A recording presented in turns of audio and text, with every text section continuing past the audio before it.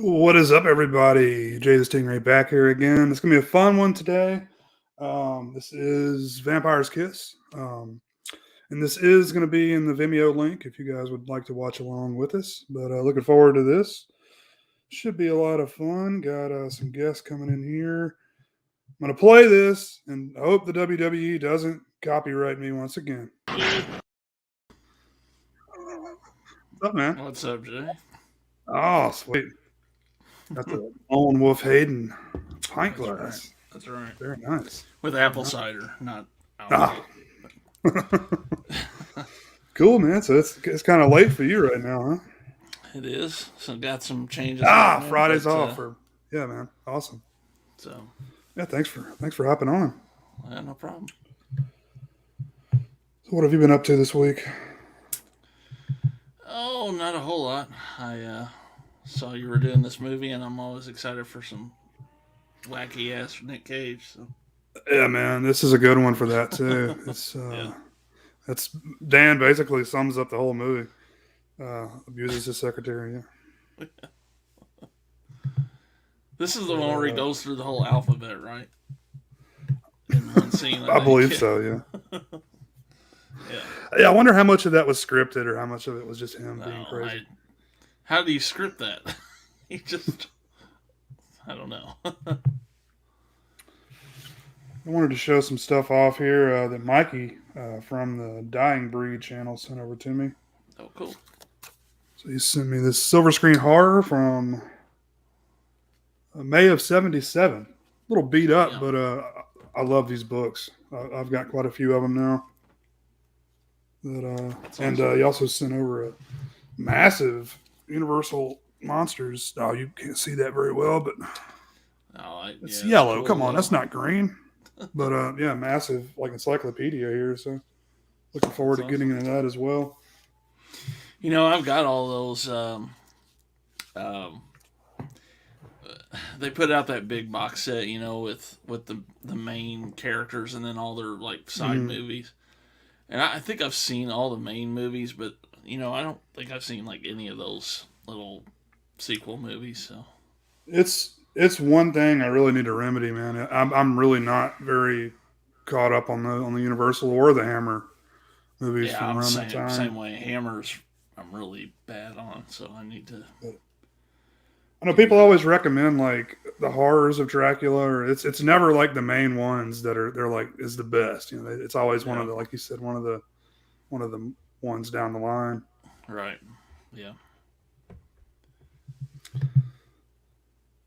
Oh, Dan says that's a good book. Very cool. That's cool. Yeah, I've got a book. I've talked to Lauren about it. I don't know if it's over here or not. Oh, yeah, here it is, actually. So, I'm sure you had those, like, the book fairs in school when you're in grade school. Oh yeah, love those. So, there was this book I got, and I got it twice. I don't know, I lost one or something. But it was this book. And it's, you know, mainly the Universal Monsters. And that's cool. I didn't have another one. I actually bought this last year, I think, on somewhere. But that was something I was excited to get back and just have it from, because that book was my introduction to like horror. Really, you know, it was just checking out the pictures of the monsters in that book. So yeah, yeah, that's it was really more of like you're just curious about that stuff. Like, that's the way I was. Yeah, I scared myself with it, and I remember one time thinking I was little and thinking that I saw Frankenstein outside the window or something, you know. And my grandpa went out there with a coat over his head and was trying to scare him away. Yeah. It's crazy, man. I've been into that stuff since as long as I can remember. Like I had a golden book. Remember the golden books? Yeah. I used to love those, but my favorite one was something about a vampire or Dracula or something. I don't have it anymore, but yeah, it was something about that stuff. It's always intrigued me. Well, even stupid stuff that related to it. Like one of my favorite golden books was there was like a Sesame Street book with Grover, and it was called The Monster at the end of this book, and it's he's trying to keep you from going to the end of the book because there was a monster and it ended up being him. So, but yeah. I remember some of those. Yeah. I'm getting old. Yeah. Yeah, I don't even know if the kids still read Golden Books. I mean, I know we had a few around here, but not like it was when we were kids, you know? Yeah, I was thinking, we had a few when my kids were little, but God, that was like 20 years ago now, so. Yeah. Yeah, we had a few. Like, I think Disney put out a few, like Frozen and stuff. So Oh, yeah. we had a few of those. Probably in the garbage by now, but just because they could care less about that stuff now. Yeah. I remember going to like I don't know if it was Kmart or whatever we had when I was a kid, but it was always like exciting to get a new one every time I went. Yeah. I had a good stack of them. Yeah, I've still got a lot of my original ones. They're all banged up and everything, but I've got a bunch of them around here somewhere. Yeah. Just for nostalgia, I guess. Yeah, I moved a couple times when I was young, and some of that stuff got lost, which I regret. But yeah, that happens in a move. Mm-hmm. I know when I move, man, I'm like, fuck this, fuck that. I don't want, I'm garbage, man, because I hate moving so much. Yeah, I'm usually the only one moving shit, so like, such a pain. I've been here 5 years and I've still got stuff in boxes in this room. So yeah, I've got this room is like a disaster. So I've got to clean this up. I got a new TV for in here, so hopefully I can get it functional where I can actually watch stuff up here. That's awesome. I've got a little, I've got a tube TV, and I've got like a 32-inch one of my kids' old TVs that's got a big like crack down the middle, but it works still. But yeah, stuff like that. It's like TVs. I mean, TVs actually last really well now. So it's like the technology's improving so much. It's like, but this one sucks. It still works, but it's just not nearly as good as the new ones are. I've got another problem. I don't know if you have this problem, but I've got a TV hung on the wall here, and I've got one hung in my bedroom. And they're just going to have to stay up there because since I put them on the wall, I can't find the base to them anymore. So. Oh, yeah. I've got the same problem, yeah. I think I threw the base away, especially this big-ass one right here. Yeah. It's like, I just want to, if you can carry it out, you can have it, Now, they do have those. Walmart and some places have those kind of tabletop. It's almost like the wall mount, but it's got a stand. You can put it on your table. Right. You might need to invest in one of those or something. But every TV I hang though, since I'm 6'5", is way higher than it should be. So this is almost to the ceiling. This one, and it looks right when I'm standing there. Yeah, I've seen people that I don't know if you remember the episode of The Office when I don't know if you watched The Office, but Michael he's got it's like a 10-inch flat screen. He's like, look, here's my flat screen. It's like mounted way up on the wall. It's just ridiculous. It's pretty funny. Pretty funny episode. Let's see if I can bring this up here.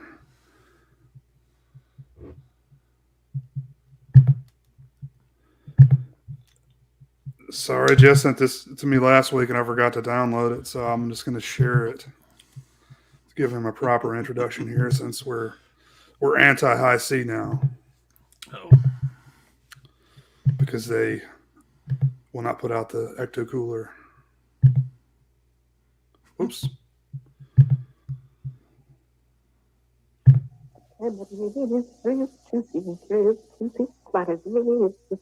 Hey, how about a nice Hawaiian punch? Sure.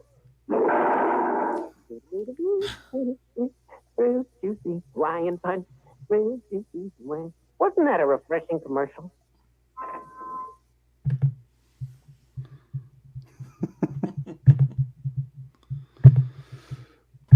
That is Jess Graham from Cable Channel 11.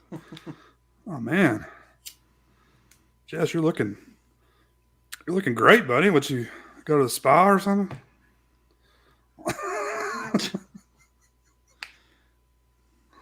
He's feeling the cold weather there. Yeah. I did want to say I'm going to have to make some more of these pint glasses because this thing looks really good. I know Steak Sauce showed off his, and it's really impressive. Like some of that stuff you never know how it's going to look, but yeah, that looks great. Now I bought a couple shirts too, and one of them is kind of normal length. The other one is almost a nightgown. Wow! Like, can't you get the same size shirt across the board? That's weird. Yeah, that's bizarre. I was like, I like to have some, like an extra tall. That's good for me, but that was almost double. Yeah, I like the tall ones, but I've got some that are quite long. It's like either I'm wearing a blouse. It's way too long, or it's a belly shirt. So yeah. Well, it's like as a larger guy, you can't ever bring your arms above about right here when you're standing up. It's like you can't reach up and grab stuff. That's true. You're gonna poke me in the belly button or something. First thing I do when I get a shirt, being a bigger guy, is I just stretch it as much as I can. Yeah. Hear all the popping, the threads popping and stuff. Yeah. I've done that as well. How are you, Jess? I think you're muted, man. I said, doing pretty good, Jay. How about you? Good, man. You gonna be able to pull this off the whole time? No. Yeah, man. I haven't watched your show yet, but I saw you recorded it earlier today. Oh yeah. Yeah. 1 second.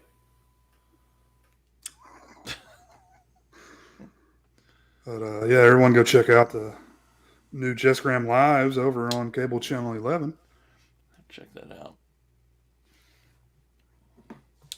I'll be going this Saturday night to see myself on the big screen, which will be pretty cool. Is that for the movie you guys did? Yeah, they're doing a screening. Awesome. So that'll be a cool experience. So. Yeah. Well, that'll be fun. Hello. What's up, man? Oh. So yeah, you're the picture you're in premieres, huh? Yeah. Awesome. Yeah. Very cool. And yeah, thank you, Jay. When you check it out, let me know. It's having some internet issues, unfortunately, but fortunately, all the questions got through. So. Oh, good. I mean, it's not horrible. It's not throughout the whole thing, but there's a few moments. I know I've done shows before, like with Cole, that when you're recording, it all looks fine, but you go back and watch it, and it's like choppy as hell, and just all kinds of weird stuff. Yeah, technology. Yeah, fun stuff. But yeah, I think the interview went okay. I mean, especially for me at 12:30 in the afternoon. Cool. Well, yeah, man, looking forward to more of those. Oh, thank you. I'll try to do at least one a month until you get tired of it. I get tired of it. You have any plans to get your what is it? Your talk show going? That's the talk show. Oh, that is a talk show. That's it. Jess Graham Live, man. Just one-on-one interviews. You need to get a sidekick in there to on the side, like a. I had thought about that, and I even thought about having like several, like a panelist of sidekicks, but coordinating even with one, because it's kind of like I throw it out there to the potential guests. They get back to me, and it's like, when can you do it? And it's like this last one. He's like, oh, yeah, I'm down. How about Wednesday at 10:30 a.m. Pacific time? And I'm like, oh, thank God I live in the Midwest now. Yeah. Well, I'll tell you what, man. It may be a little bit of a chore, but I could be your Ed McMahon, and it'd be hard to get that drunk that early in the day. But I'll give it a shot. You know. We'll have to talk. I'm definitely not against that. But we'll talk backstage. Thank you, Jamie, by the way, and Dan.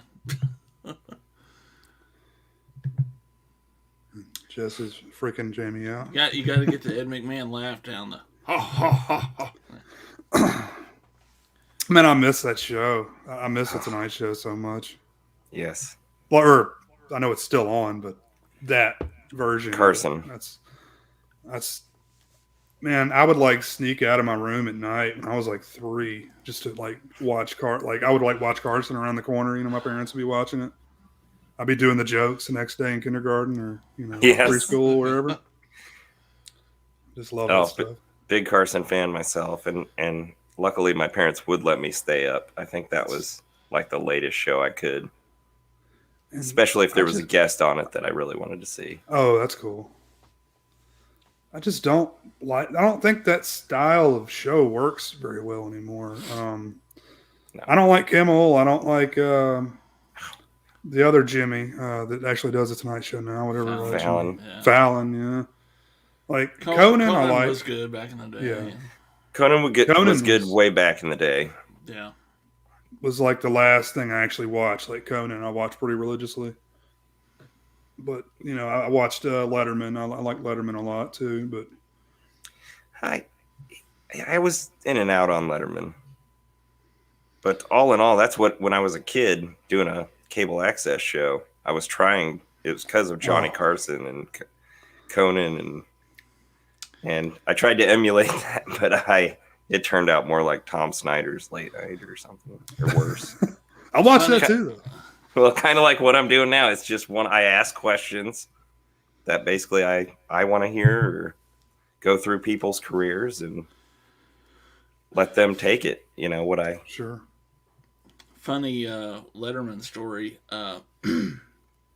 He's originally from Indiana, and he used to like have his mom on a lot. He would do something silly with his mom on the show.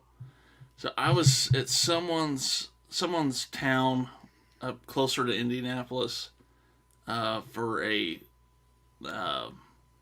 think it was a July 4th parade, and his mom was the grand marshal of the parade. So. Oh, wow.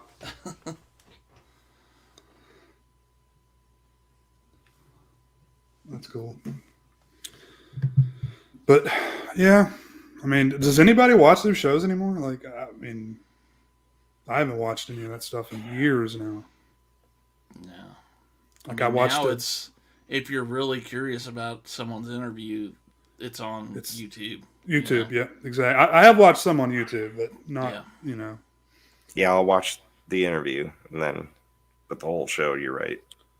Because it's some idiot trying to push whatever movie they've got coming out or whatever product they got coming out, which it was the same, back in the day, but it felt less commercial, I guess. It felt less forced than it does now.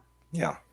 Well, I mean, you had, like Dean Martin sitting there on the couch, Johnny's smoking. Right. They're smoking cigarettes. They're just drinking. Yeah. I love it. Yeah.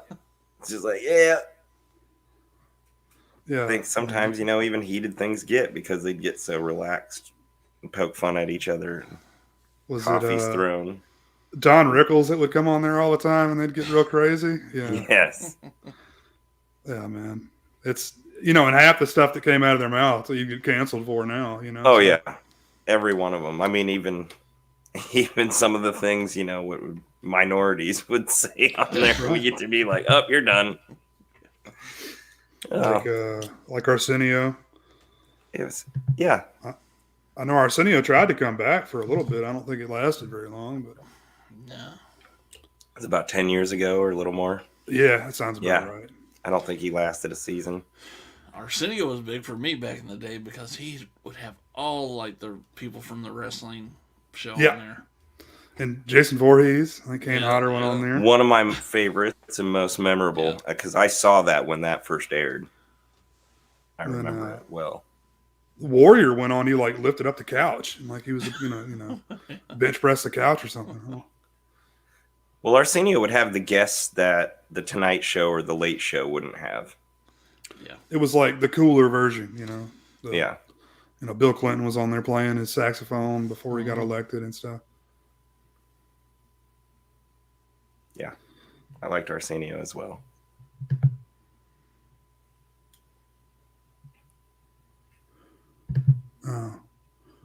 So it was on UPN, huh? Okay. Oh, okay. I didn't realize that was the reason. Yeah. I still go back and watch a lot of those old Arsenio clips.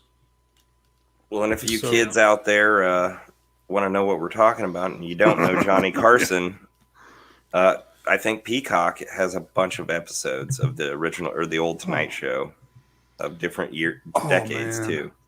I need to revisit that. That'd be great. It is pretty great. And I think it's on the free side of Peacock as well, because I had it before I subscribed. Okay, that's cool. Someone gave me a login to Peacock, but it still has commercials in it.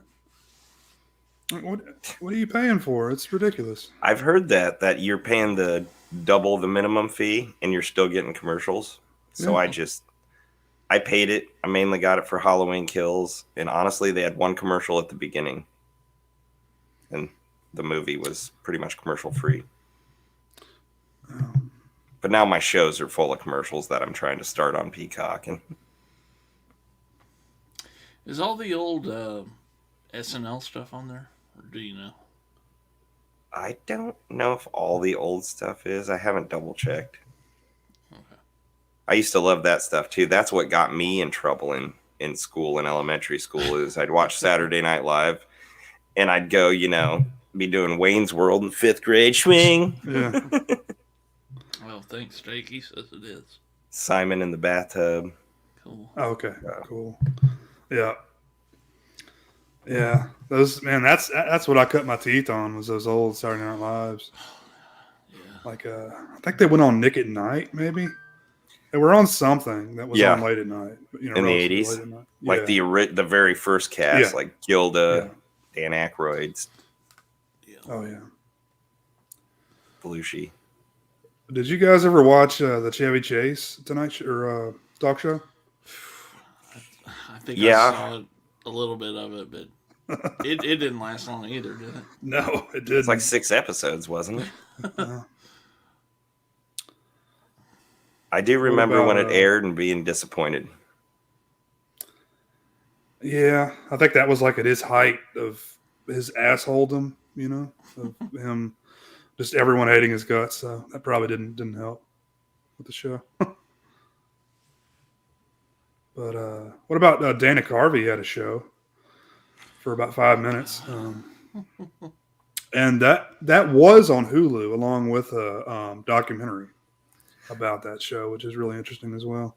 I watched it when it aired because it was like a new sponsor every week. He did the show, right? And so it was like the Mug Root Beer Dana Carvey show, the Taco Bell Dana Carvey show. I think that was the big one.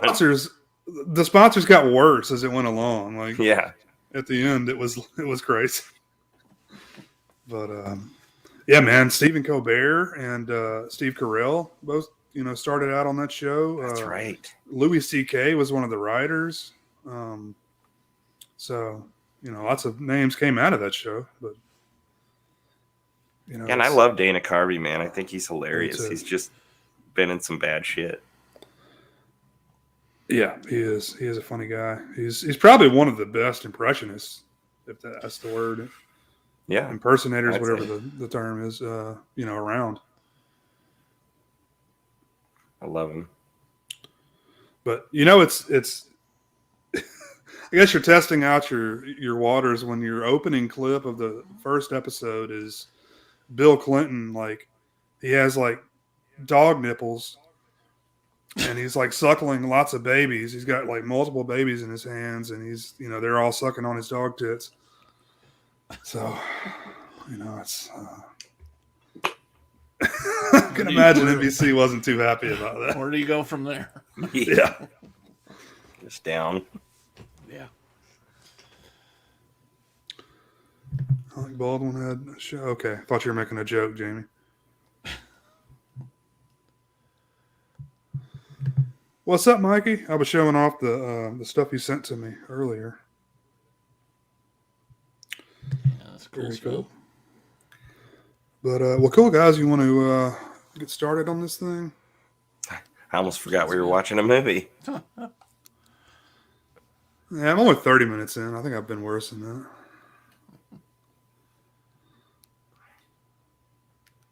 So I'll post the link once again if you guys would like to watch along.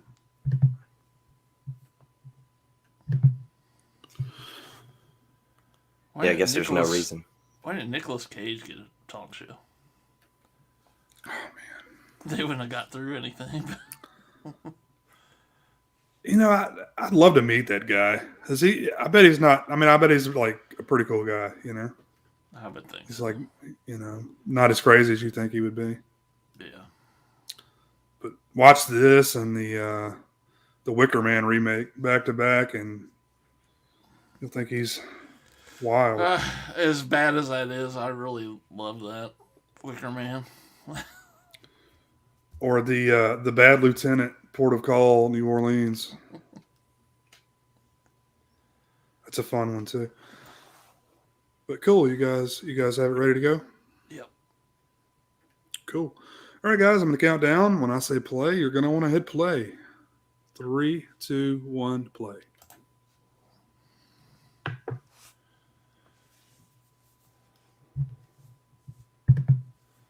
Oh, is that right, Ben? I followed Jon Stewart since he left The Daily Show.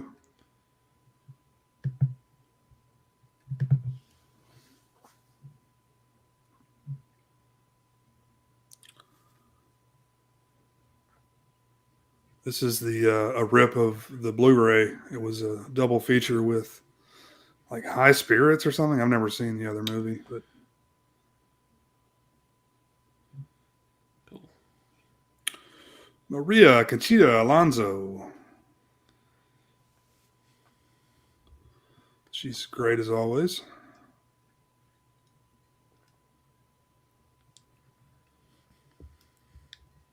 She was in another commentary that we did on here, Predator 2.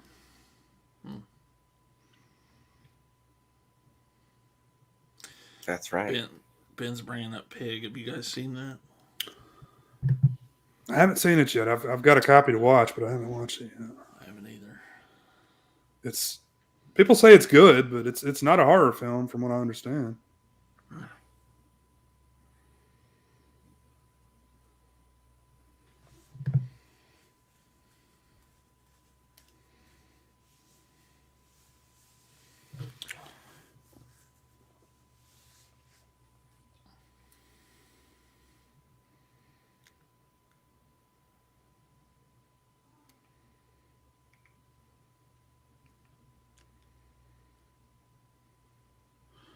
Oh, shit. Can you give me a timestamp?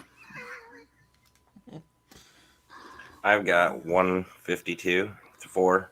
Man, 5. I messed up in less than 2 minutes. That's got to be a record. I'm right there with you. Is that where you are, Corey? Yeah. It's about a second ahead of you, I think. I thought I heard the click after I pressed play.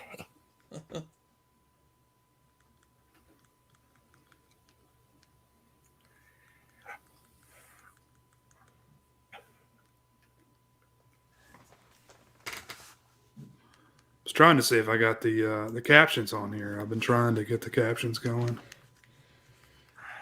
Damn it. I'm a little bit behind you guys. 237, 38. It won't let me like fast forward.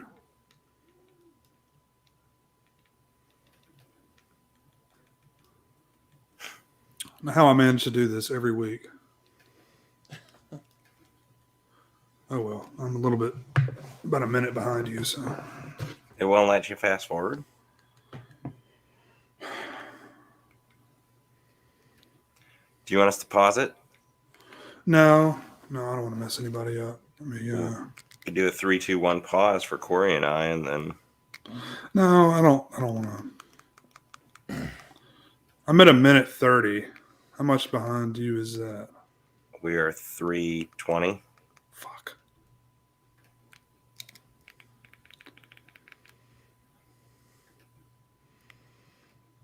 Jess, are you at the part with the girl looking forward? Is she looking out the window right now?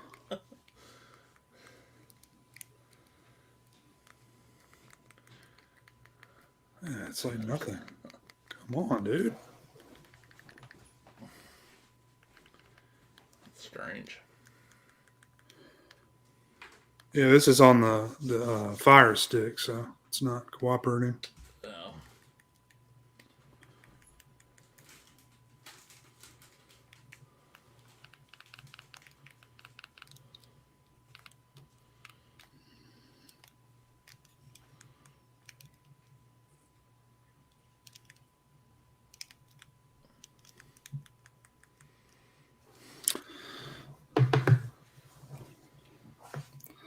I remember there was a yellow Hawaiian Punch one time that I liked a lot. Pineapple, maybe?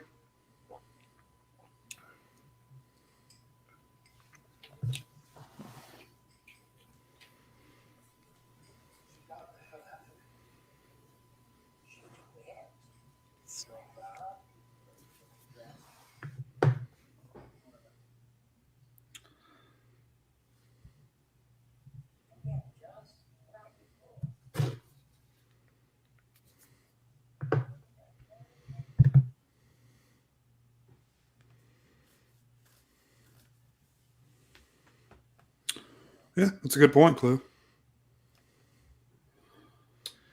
I think people give him too much shit. I like him. He's done a lot of movies that I like, man.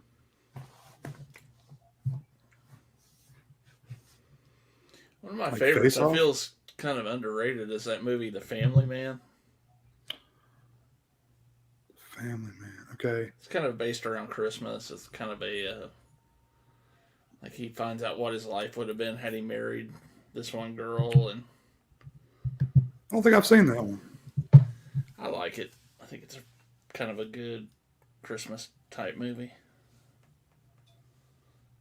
I know he did one called The Weatherman, Yeah. which was quite different.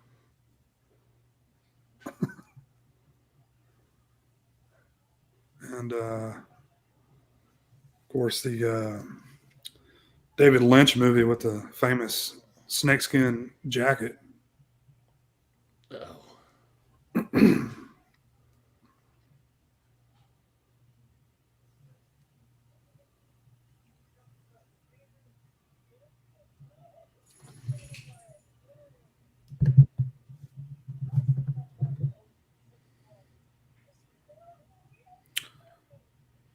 Is this Ray Don Chong? I didn't see her name. I don't know. Wild at Heart, that's it. I knew Jamie would clue me in on the title.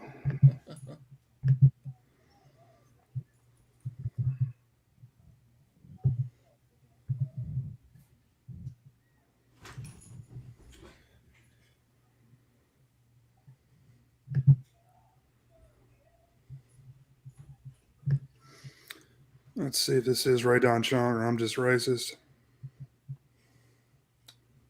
God damn it. Scorpion saying Cassie Lemons. I think I'm racist. Fuck. I do that way too much.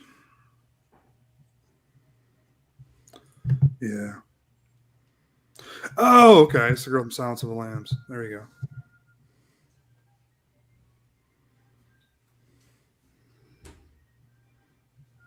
Oh, Candyman too. Yeah, cool. Oh, okay. Candyman. Candyman. That's my attorney.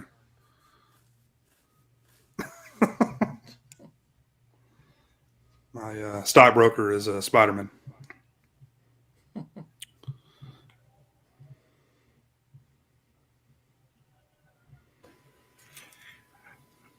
You know, I thought I'd seen this movie, but I don't remember shit about it. So maybe I haven't, except Nicolas Cage and a vampire chick. Yeah, I don't think I've seen it either. Other than that clip of him doing the alphabet. It's really more of a thriller. It's not really a horror film when you get down to it, like a psychological thriller. Wasn't it some comedy too? Probably unintentional.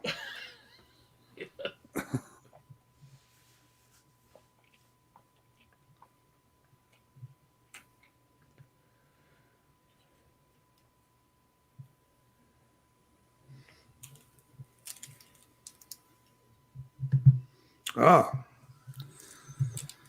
you stealing from your son's trick or treat basket? Yes, sir. He's got like 3 bags full up there. I know, man. Man. Got a ridiculous amount of candy. Yeah, I tell you what, they did trick or treating in my little town the night before. Mm-hmm. It just screwed up my whole Halloween vibe because the I next agree. day it was Halloween and it didn't feel like Halloween at all. I agree. It was the same for us. Same here too with the town we normally trick or treat in. So I was really pissed off and almost didn't want to go at all. Yeah. On that night, but the bigger town we live in was Halloween like it always is. So my kid got 2 trick or treat nights. Oh, he did. Okay. And honestly, October 31st, it felt more like Halloween trick or treating, even though we did it the night before. That's good. Mm-hmm.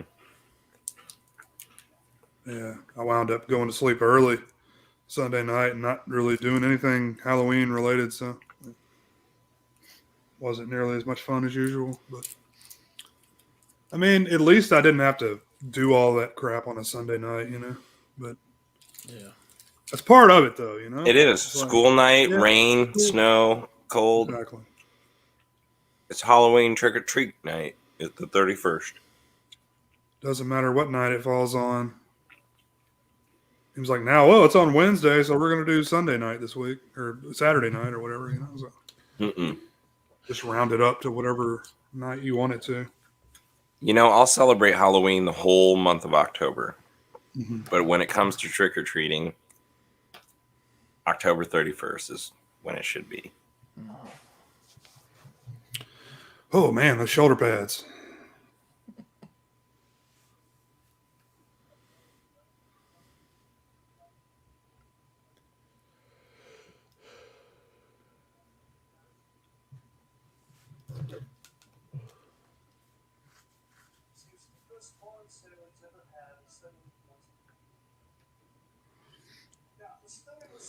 This is lots of memes out there. If you search like Nicolas Cage memes, will be from this movie. He does his crazy eyes at one point. It may be coming up.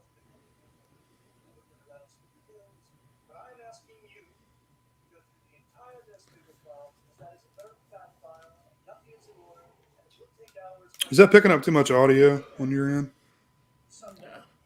No. A little bit. I'll turn it down. I can't. No. Never mind. Don't listen to me because my audio's coming through here too. So it's my own. I could barely hear it anyway. So.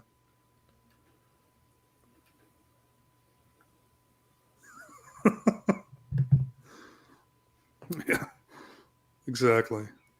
He should have been nominated for an Oscar for this.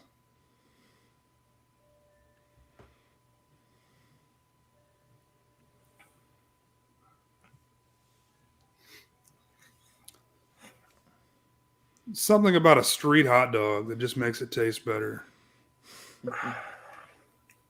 You're right, but I don't know. It scares me what that is that makes it taste better. Just street food in general. I mean, it's terrible for you. It's probably like, got dog in it or something, but it's delicious.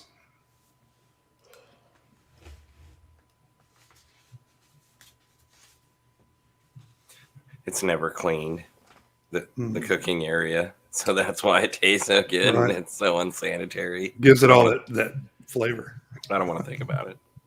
You can't think about it. Mm-mm. You can't think about the kitchen and anytime you ever eat somewhere, like you'll drive yourself crazy with that stuff. Well, I do in my head. It's like, sparkly clean. Right. There's health codes.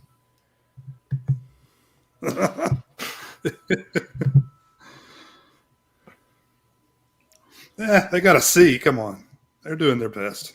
Oh, no. No, we aren't eating there, Jay. We're not eating there. I'm going back to the Waffle House argument. The dirtier it is, the better.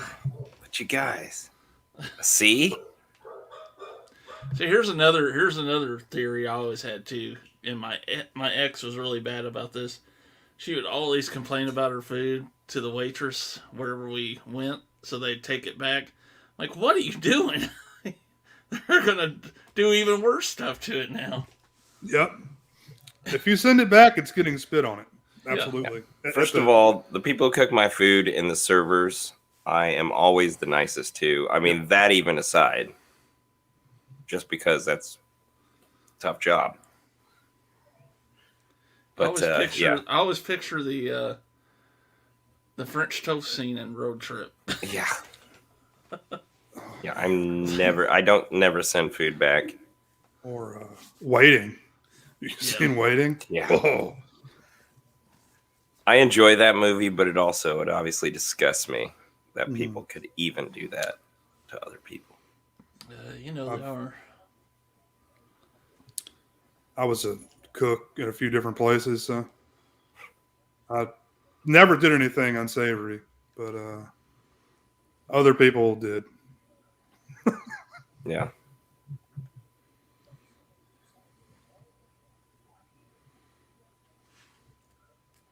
It's one of those out of sight, out of mind things. Exactly.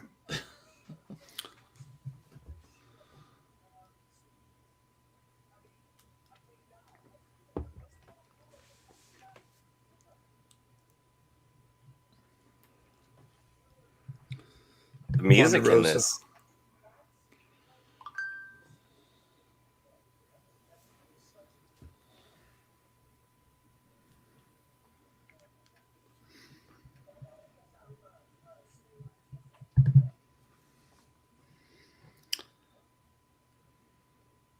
I was my mother-in-law took us out for my birthday a few weeks ago. Went to a relatively nice restaurant, and man, I always get the it's like a seafood chowder. It's usually delicious, and man, it was like sour. And I'm not usually a guy that sends food back all the time. I was like, man, this is like not it's rancid or something. Like, they brought me another bowl, same problems. I was like, I'm out. No, thank you. And I'll never order that again because I'm grossed out for the rest of my life.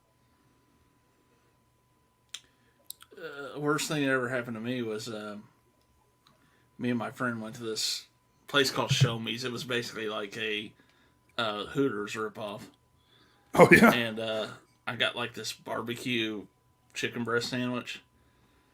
I took a big bite and it was completely raw. Oh. And like the manager came and was like, I'll make you one myself if you want another one. I'm like, I don't even think I want to think about eating another one of those. I'm never going to eat chicken again. Yeah. Oh. Oh, that's unpleasant.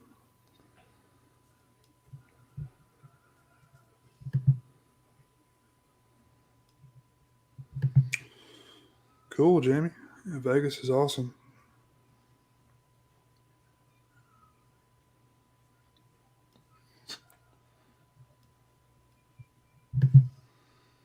Good suggestion, Billy. Yeah. Good call. Because I was going to say, if it's not something I can correct with a simple, hey, do you mind getting me some of this?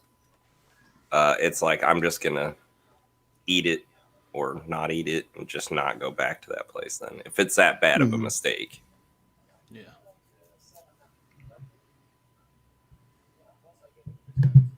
Movie froze? Didn't freeze for me, man. No, mine's still playing. Get it back up, zombie. We'll give you time. Yeah, and I can give you the wrong one if you like. You can pick your own path. You can watch it with Jay, or you can watch it with us. Choose wisely. That's a clever.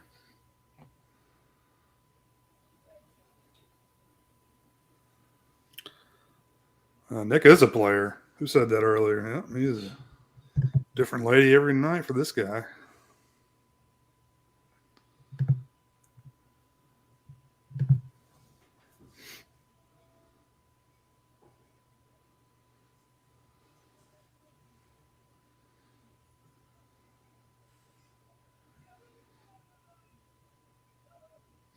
Okay.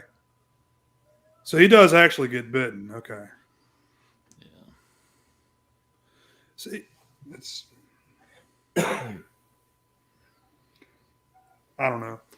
Half the movie you're wondering, like, is he actually a vampire or is it in his head? You know, that's kind of the whole purpose of the movie. Okay. Well, hence Jamie's beautiful mind comparison. Mm-hmm. Mm-hmm.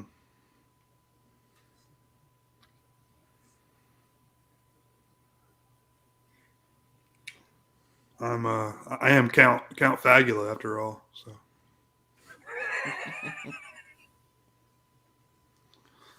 I know a thing or two about a thing or two.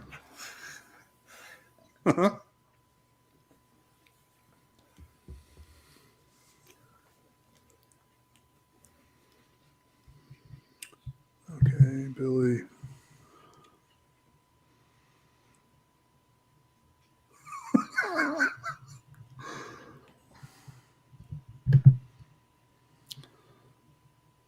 Roscoe's Chicken and Waffles.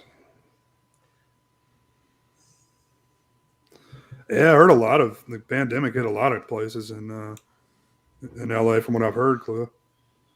You may have said this, Jess, and I might have missed it, but did you have a favorite place in LA to eat?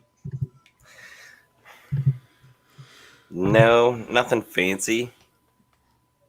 I mean, I do miss, and it's always overhyped, but I do miss having an In-N-Out burger. I do miss Tommy's burger and chili fries every now and then, and it's not great. Yeah. Mel's Diner. I mean, I just like, I'm an American meat and potatoes kid, so. Mm-hmm. Mm-hmm. Trying to think You of do some animal of the style? fancy here. I do animal style fries. I don't do the animal style burger. I had it when I was in Dallas. I had animal style on the burger the first time, and yeah, I liked it. I do no onions though. I know that. Well, no grilled onions. That's pretty much animal style. Yeah. Just the sauce then? What else? It's the sauce and yeah. It's basically Cool. the sauce. Sauce and cheese on the fries for animal style. No onions. But it's good. It's because it's fresh. Even the buns are fresh. It's not like nothing's frozen. Right. That sounds like a Waffle House, Ben. Well, this place also has a high standard of cleanliness, as far as I know. I mean, they've got an efficiency thing going on. You can watch them cook. You can watch them cook at Waffle House too. It's gonna be. I don't want to there though. I just want to get a tetanus shot and leave. If I don't see at least 3 neck tattoos in a Waffle House, I'm leaving. Yeah, I'm gonna go by that theory. I'm going to Nashville next weekend, so I'm gonna be hitting a Waffle House. So. And don't get me wrong, I love greasy diner breakfast food, and I like waffles. If the chef's not cussing, I'm leaving.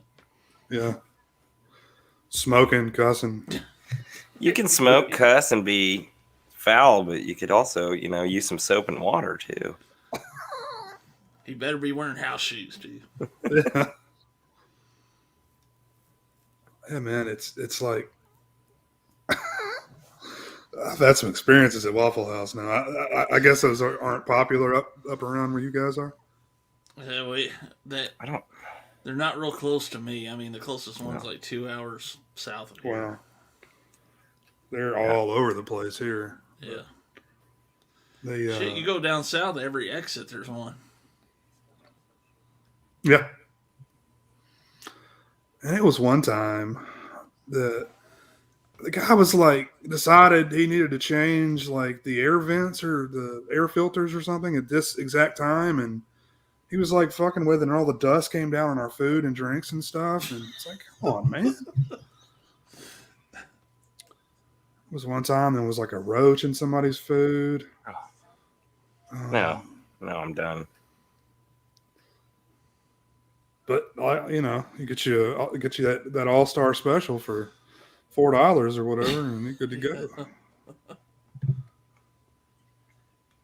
Get the cherry Coke there. They put the real cherry syrup in it. The closest one to me is possibly the closest one to Corey.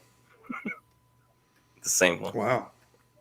Possibly. If I'm looking at the map right. Where was it? If I were to guess, it's in, I don't know, Missouri. Okay. I mean, they're kind of bunched up, so I don't know exactly which one. But closest one to me is, I think it's Fort Campbell, Kentucky, which is just under 2 hours from me.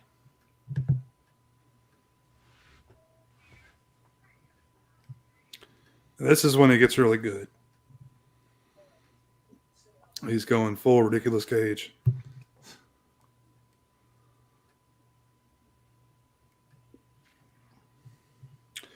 But yeah, I think I told you guys, man, we have an IHOP finally, but it's terrible. And it's mainly like, the staff, and they can't find help, and it's just, those can be hit or miss for sure. Yep, for sure. I mean, like I love Denny's, but there is one a couple towns over, I think, but it's not worth driving that far for. No, not for Denny's. No, I do like it though. Man, Denny's used to be one of my favorite like college hangouts because we'd go in there at 2 a.m, just drink coffee and bullshit. Yeah, it was so much fun.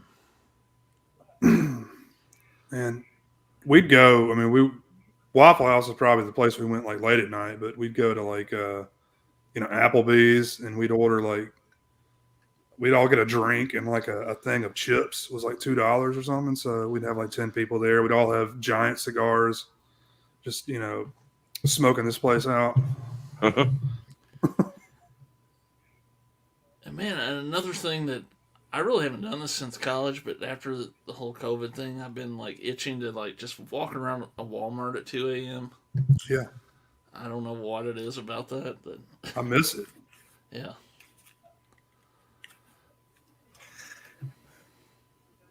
I do and I don't, because I really don't like Walmart. I use it, but I don't like it, but I'm on a fixed income, as my grandma used to say. So. Yeah. Well, that's what I use it. I don't like it.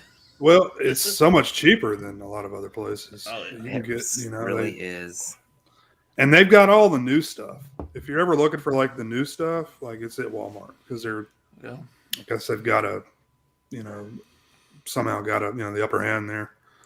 With just their damage sheer that is volume. already done and will continue to do. It runs small stores out of smaller towns. I know. And then their prices go, they're jack up. Yeah, I mean, it's the same with like a Lowe's or a Home Depot. That's going to run your mom and pop hardware store out of business because they can, they can get it for cheaper and charge you, less money for it. So,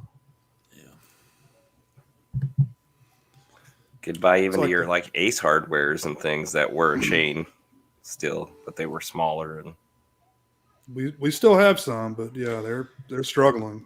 Man, the Ace Hardwares around here have kind of exploded. Like there's really a bunch of new ones.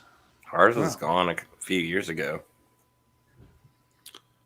Ours have really focused more on steel. I think that's the brand of like weed eaters and equipment. Oh yeah. That it's great equipment. I have a blower that's a steel that doesn't give me any problems ever. But I think that's really what they're that and the what's the grills that everyone loves, the big green egg or whatever they're called. Oh yeah. People are going nuts over those things, and they're like thousands of dollars. I got on the Walmart grill trend this year when I bought that Blackstone griddle, but I love that thing. So Jamie's got a point on the meat. We really hate the meat there, and if we absolutely have to, we buy the higher end organic. I mean, higher end in Walmart. But yeah, we try to get our meat elsewhere if possible. Their meat's terrible at Walmart. I guess that's everywhere. Since all you guys are saying the same thing. Yeah, I think it's again the packaged sealed stuff that's not even Walmart's meat that we get if we have to buy it there. Any meat. You know what I love? Of course, I'm not buying meat at Walmart or anywhere, but I walk down that aisle and they've got that big tube of like 10 pounds of ground beef. Like, who was buying this? This guy. This guy buys it. Went to Sam's the other day. I got like a 4-foot long roll of ground beef.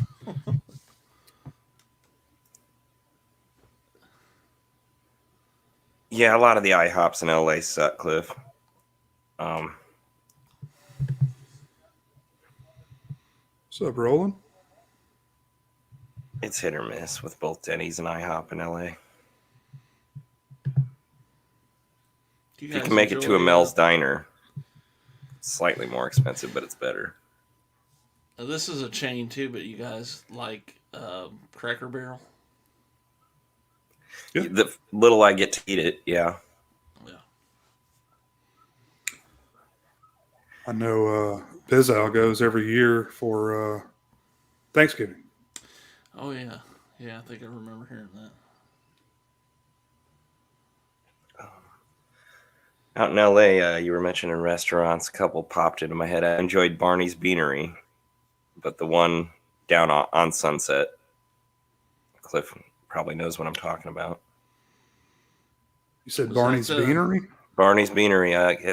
Janis Joplin used to hang out at that one. I mean, It was on the Sunset Strip, but it's really good and reasonable.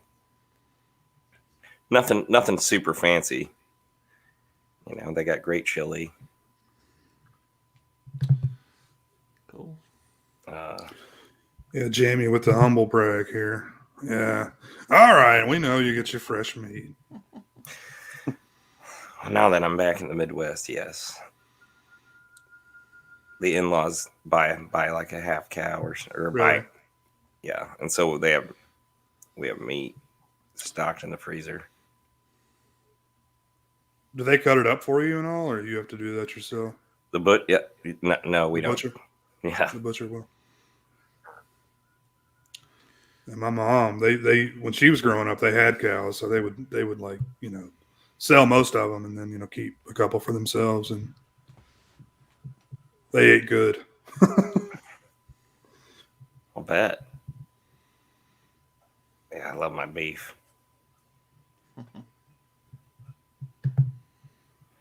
It may be the thing that kills me, but I love it.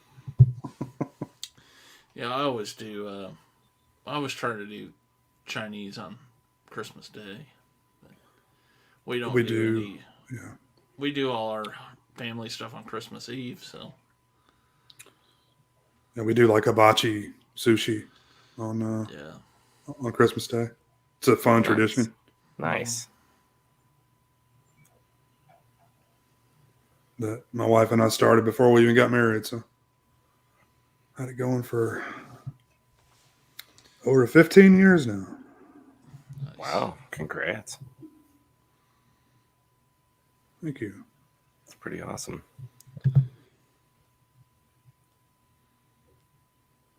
I think there are some. There are some Tim Hortons in America, but not many. We had Tim Hortons in St. Louis when I lived over near there, and then they had something went wrong with the city, and they got rid of them all. I'm not sure what it was, but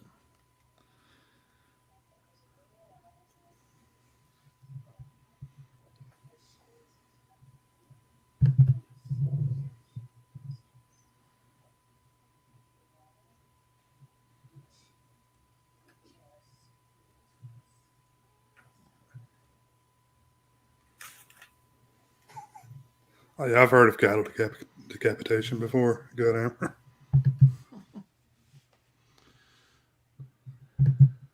They haven't. Okay. But Jamie's basically in Canada. Yeah. I'm just joking. It is snowing there. Or was. I bet. Man, getting to be that time. I finally had to break down, turn a little heat on. Yeah. See, what are we right now? We're probably in the 40s still. My living room window had frost on it this morning, so well. 48 right now. Let's see what we are. Not too bad. 32 here. Oh, wow.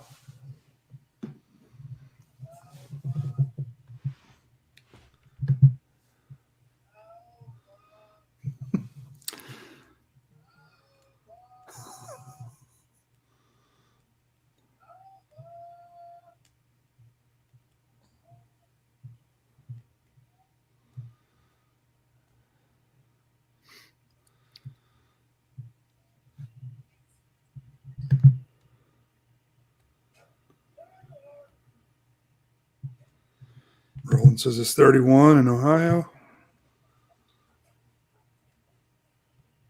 It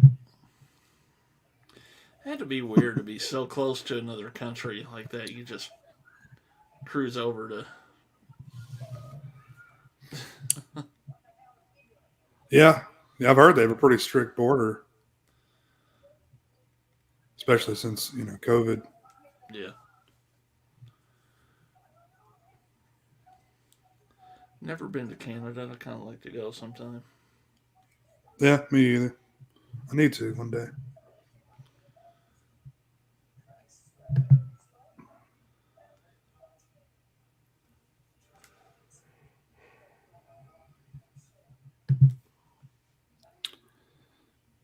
This is when he's just going to torment the secretary for the rest of the movie. Yeah.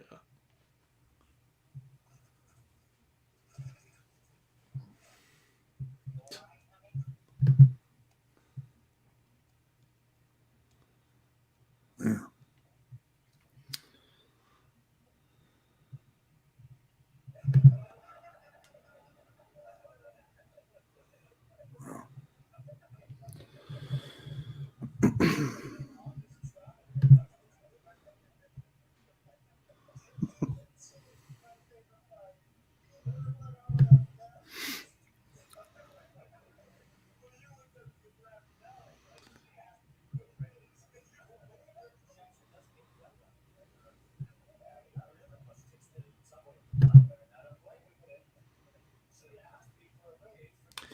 I want Dan to write down a list of places he hasn't been, because I think he's been about everywhere.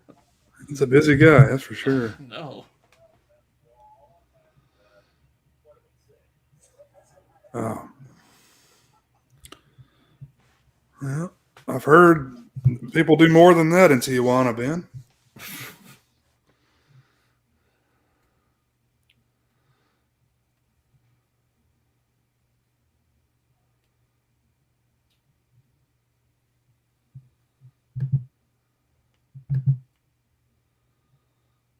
Oh, okay.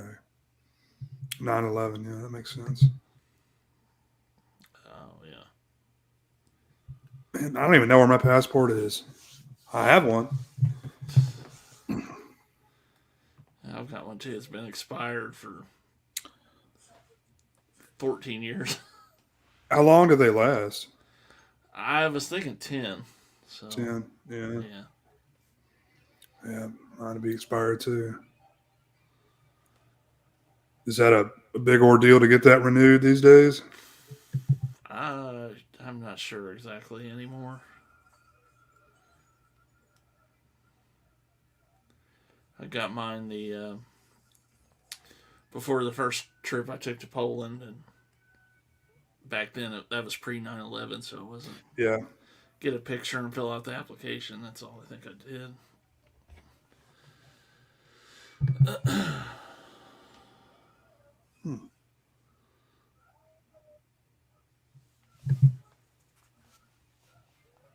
Yeah, man. I wanted him to play Tiger King. I thought he'd be perfect for that. Oh, I'm to the alphabet. Oh, he's there already? Okay. I think. Oh.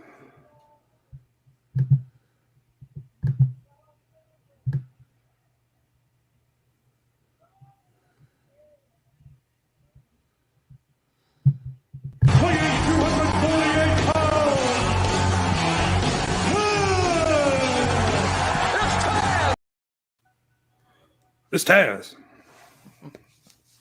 What's up, man? What's up, pimps? Well, thanks for coming on. Yeah, my bad. I was gonna hop on earlier, but I was recording some music, and then the time just gets away from me. You know, No problem. Are you familiar with this movie? Alva. I actually, I think it was the month before last. I was doing Vampire Month on my channel. Oh, yeah. And I did this movie, and I had to go to find some random ass streaming service to watch it. And I watched the movie, and I was flabbergasted. It was about as wild as watching Nothing But Trouble for the first time. Which, you know, those two movies would be a great double bill when you think about it. And when I watched the movie, I reviewed it, and then a viewer of the channel graciously sent me a box of vampire DVDs, and they had Vampire's Kiss in there. Awesome. And I was so bummed out that I missed out on that Blu-ray that Scream Factory did, but I'm not paying $150 for it. You know, that MGM DVD is perfectly fine. But I love this movie. Let me go grab my copy real quick, see if it's the one you're talking about. I think it's a double pack. I have the Yeah, old, that's it. yeah. Somebody sent me the MGM DVD of it. And by the time I, wanted that, I think even the review I talked about, Scream Factory put this double pack Blu-ray out, and then a week later it was out of print. So, because I remember, it seemed like the movie came out. I remember when it came out, and it was out of print within maybe 3 or 4 months. I mean, the sucker just came and went. And I've got a lot of those double packs, believe it or not, that are out of print. The Ghoulies, Jay, I swear to God, at least once a week on Instagram, this guy begs me to sell him my Slumber Party Massacre double pack. He'll dude, I'll pay you $100, $100. It's like, as soon as I sell it, I'll miss it. I can't sell it, That'll come out again. Somebody will release that again. Yeah, Kino Lorber seems to be doing that with half of the damn Scream Factory library. Yeah, and I think the going rate on that Slumber Party double pack's over 200. So damn, 100's not a great deal. I wish I'd gotten it.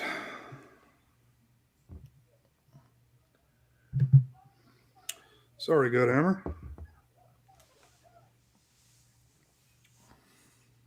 Well, I'll leave this up on Vimeo as long as I can. So until I need space, I'll just leave it up here so you guys can watch it if you like.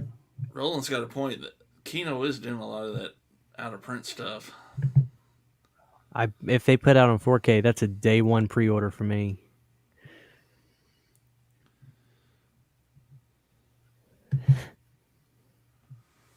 Yeah. Is Kino doing 4K? Yeah. They are? Okay. They just did, I think, Misery, Silence of the Hams. Jesus Christ. Silence of the Lambs. What are you laughing at, Jess Graham? Silence of the Lambs. Jess, I'm so proud of you today, man. I was at work, but I saw you streaming with little buddy. I watched as much as I could. I'll have to go back to see it, but I was so proud to see you having little buddy on. He seemed like a really nice guy too, right? He really was. Yeah, genuinely. And thank you, by the way. And thanks for dropping by for your support. Absolutely. I appreciate that. Yeah. The last time I watched an interview with him, Jess, was on the besides the Halloween 3 Blu-ray that Scream Factory did, was the 25 Years of Terror, and he had a very different tune in that. If you remember what I'm talking about, he's talking about how, I don't see how horror fans can like this sick, demented stuff. What's wrong with y'all? Like, he seemed like he was in a different place at that I wasn't time sure what I was going to get. You're right, because I thought I didn't think he was going to want to talk too long about Halloween 3. But he surprised me, and I mean, I think he even swore in my stream. I think he's in a different place in his life now than he was back then. I mean, not to get into the religious part, but I noticed a yarmulke on his head in that old 2003 documentary. I think he's probably very religious at the time, but I like Little Buddy now. He's very cool, very chill. Yeah, and genuinely nice. And he told me one fun thing before the stream, and I thought, like Jeffrey Landman, my first guest, he had done probably tons of these podcasts, YouTube interviews. Bradley said this was his first podcast. He was excited. He'd never done one of these before. Oh. And so I was like, seriously, that's pretty cool. He had done interviews, obviously, with the big documentaries, but so there's a first. That's awesome. Very cool. I'm so happy for you. Thank you, buddy. Thank you. I appreciate that. There's definitely rough things in it, you know. Like I was telling Jay and Corey earlier, I just ask questions. There's nothing fancy to it. It's not quite exactly as you picture in your head, and then there's technical difficulties, but it's coming along. But I appreciate all the support, everybody. Thank you. Dude, and it's not fun when you have technical. I'll never forget the embarrassment of having Tom. I always say his last name wrong, so excuse me. The Friday the 13th Part 6 director, Tom McLaughlin. I'm sorry. I say it wrong too because I would have said McLaughlin until I watched your show. Well, I'm Irish too, and I can't say it, but I'll never forget the embarrassment of starting the show and then my internet just took a shit. And like he's just sitting there. My audience is watching Tom McLaughlin. Christian, are you there? Are you there? And I had to just restart the show. So if you ever go back and watch the interview on my channel, it starts out with me on my cheap ass headset in my kitchen, right next to the router. I'm talking right next to my router. And I'm like, all right, guys, let's do the interview now. Sounds like break a 1-9. That's what my audio sounds like because I got this cheap ass headset. But it was great. And the template I had, Jess, threw it out the window because guess what? Tom wouldn't shut up. I mean, which was good because I wanted the people to hear him talk, not me, but he just kept going. And Tom just, it was barely an interview. Tom just kept going and he talked about, he wanted to go to Friday the 13th right off the bat. I'm like, hold on, let's talk about One Dark Night. Let's talk about Meg Tilly and stuff like that. I had to slow him down. But, you know, you could try to put templates out and do stuff, but man, you know, sometimes you got to throw that away because it's like, you never know what these people are going to be like. What's up, Dying Breed? I see you. You're so right, Christian. You're so right. And you covered that well, and I didn't think you sounded bad at all once that show picked back up because I was there from the beginning. And I think you had your bus there. You did with what you had. When you had to change, you still made it. It looked good. Yeah. That was a great experience too. I'm always hesitant to reach out to people because I've been big leagued by a lot of nightmare people, which really breaks my heart. Like Dan from Part 4 and 5, big leagued me, just refused to message me back. Tuesday night, big leagued me, refused to message me back. Because she's got so much going on now. Yeah, Lisa Wilcox I never reached out to her. My dream Elm Street interview, honestly, would probably be the director of Part 4, Rennie Harlan. Like I want to talk to that dude because that dude, people need to. I mean, Jess, people need to realize that dude was fucking homeless when he was trying to make the biggest movie of 1988. Yeah, you know, that's such an underdog story that I don't, you know, eating pork and beans out of a can each day to basically survive. Yeah. That's what he had. And Prison is, I'm sure Jay's a big fan of that one. Prison is such a badass movie too. Mm-hmm. And just to think, this is like a fucking homeless guy making these movies at the time. Well, the cooler thing about it, New Line brought him in, these people in. They gave him a chance. Yeah. They saw something in these people. Most financially successful nightmare film too. Yeah. Yes. That one's grown on me a lot, man. I used to not watch it that often, but it's one of the coolest special effect movies ever, dude. I love it. Yeah. 3 and 4, I have to watch both. Yeah, together. Yeah. That shit just doesn't happen anymore, though.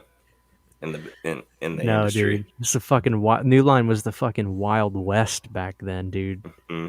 You know, I want a documentary just about New Line cinema in the '80s. Not just not just the Freddy movies, just I want to know about Bob Shea just telling everybody to fuck you because he didn't want to pay anybody to do anything. You're such a cheap son of a bitch, you know. He was, but he gave you opportunities, and if Yes. you did well for him, he kept you working. Yes, that's true. I'm honestly shocked no one's ever done that. I mean, be dude, the honest. stories, Corey, you know, like so much stuff we could learn from about the. I'm sure Bob was not a nice guy too. I know he hates Jack Shoulder. Jack Shoulder on the Blu-ray for that. What's the name of that slasher movie that he just put out on Scream Factory? The Jack Shoulder one, Alone in the Dark. Jack Shoulder just talks all the time about how he would tell Bob Shea, like, you're an idiot, Bob. You can't do this. Like, I love Jack Shoulder. He does not give a fuck, man. He would tell Bob Shea all the time. He's old school Hollywood, man. I love Like him. he does not fuck around. Like I loved him in the Scream. Was it Scream King, the documentary with Mark Patton? Scream Queen. Scream Queen, yeah. Was it Scream Queen? Yeah. That's an odd title. Hello. And thank you, Daniel Shine. Y'all out there. Yeah. He told Mark Patton. He told Mark Patton, you got this lovely documentary. Look, I didn't know the extent to what Mark truly went through. Like, I knew that the film came out, it was a big success, but I didn't know that his managers in Hollywood were like, well, you can't play a straight male. It's obvious. You know, even though he wasn't open at the time, it was obvious now, blaringly, not only the pseudo stuff in the film, but Mark himself, you know, he was a gay man. I love Mark Patton. He'd be another interview I'd love to have. But I didn't realize that his managers and stuff were like, well, dude, we can't put you out on anything because you can't play straight. You know, I didn't know about any of that and what he went through with his partners and having to live that life. But the fact that Jack Shoulder shows up and sits down in the interview and says, dude, Mark, you know, honestly, dude, just shut the fuck up. Yep. Well, because the problem is he tries to blame everybody but himself for all of that. Yeah, and then the whole David Chaskin thing. Like, I honestly thought the documentary was gonna be David Chaskin himself kind of revealing that he himself was gay, and that's why he wrote the movie that way. I thought that in the original box set of Nightmare that he was gay, just naturally the way he talked about it. I mean, there still may be something there. You know, I don't know. I you know, why would David Chaskin have gone that route with that script in the first place? I mean, it almost seems a little too coincidental. I don't know. Maybe there's something there, but I could be totally off. But I get what you're saying, and I wondered that too myself. But I'm also one that said I never really saw Nightmare 2 as a gay movie till everybody started pointing. I didn't either. I was going neither. to ask you guys if you saw any of that before. Over my head. Because Mark Patton was like off the grid. Like, I remember back in the Dead Pit days, they were trying to find him, you know, and they were like, this guy is like, he doesn't exist, you know. He was in Mexico. He went to Mexico.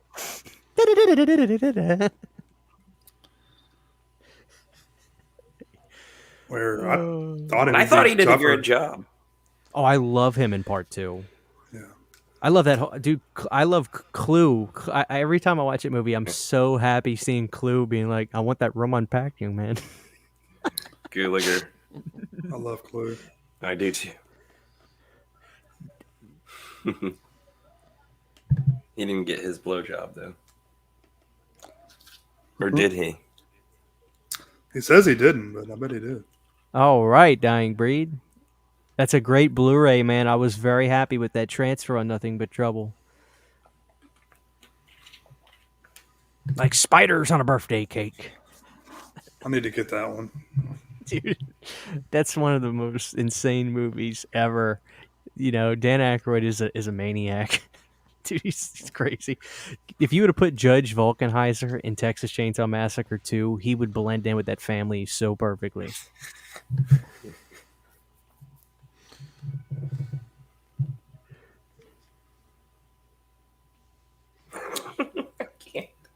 It's just so quirky. You know, it's like you're in another world completely. Yeah. It's almost it almost reminds me of what's that vampire movie that Tarantino wrote, From Dusk Till Dawn, because the beginning of the movie looks like this beautiful, nice little sleepy date movie that's going to be a comedy with Demi and Chevy, and they take a wrong turn and end up in Vulcanmania.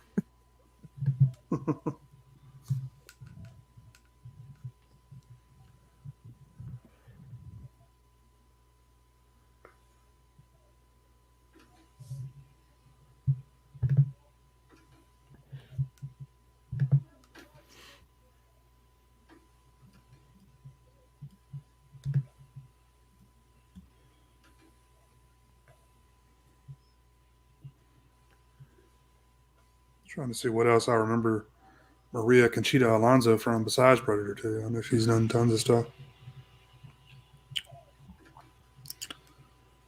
Just like saying her name.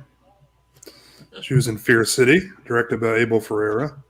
It's a great movie. Colors, directed by Dennis Hopper. Did he direct that? Yeah. Yeah, I think so.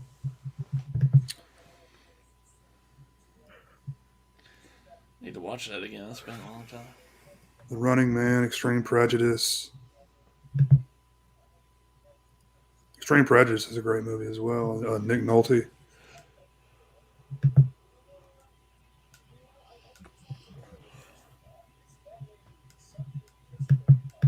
Alva.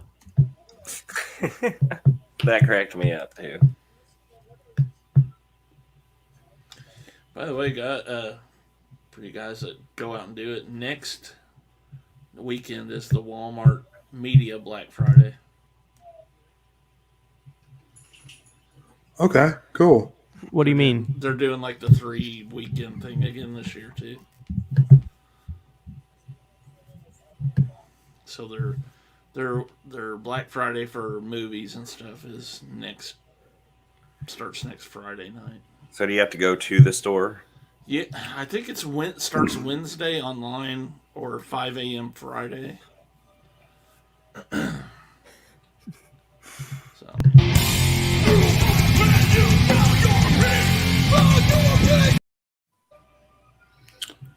What's up, Dying Breed? What's up, man? Hey, Mikey. What's going down? Paul Walker seatbelt. That's what I was reading. Yeah, I think it's pretty cool. You can just change your name on air. I was like, oh, fuck it. Cool with some wild shit. That's brutal.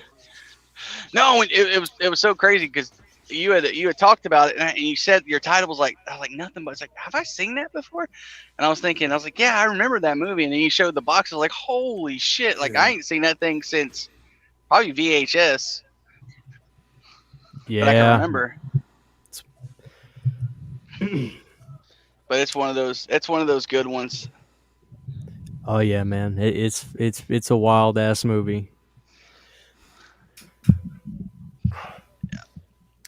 Oh man, what I like about all this stuff now, like with all the media coming up with the 4Ks and new transfers and all that stuff, it's like it gives people like, you know, like my kids and shit are watching these movies that are, you know, 20, 30 years old, but they don't look 30 years old. Right. So they're more appealing to them, you know. If you bust out a VCR with my 12-year-old, she'd be like, "What in the fuck is that?" You know. So I mean, some of them are good. Some of them are all right as far as like the quality. But I think it's like with us, like you'd have to go back and watch something in that format to really appreciate the new format. You know, because we're kind of snobs now to the high quality stuff. So we're like, oh well, this is okay. I was like, well, you should watch the other, the VHS one. See which one you like better. Yeah, that ain't a lie.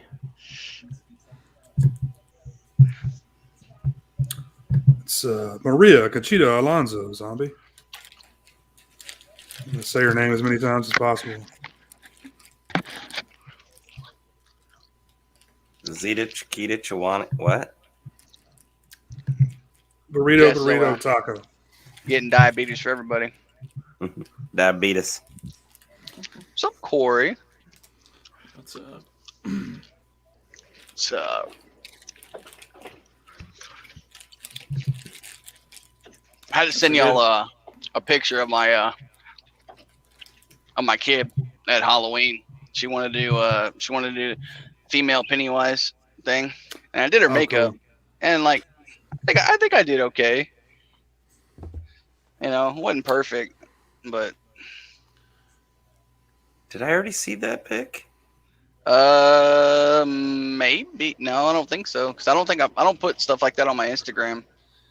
What about So, the book? the book, but I don't think we're friends on the book yet. You sure? Yeah, I'm pretty sure you come up as a recommended friend a lot. You and Oh, I see Mikey. with Jurassic Park shirts.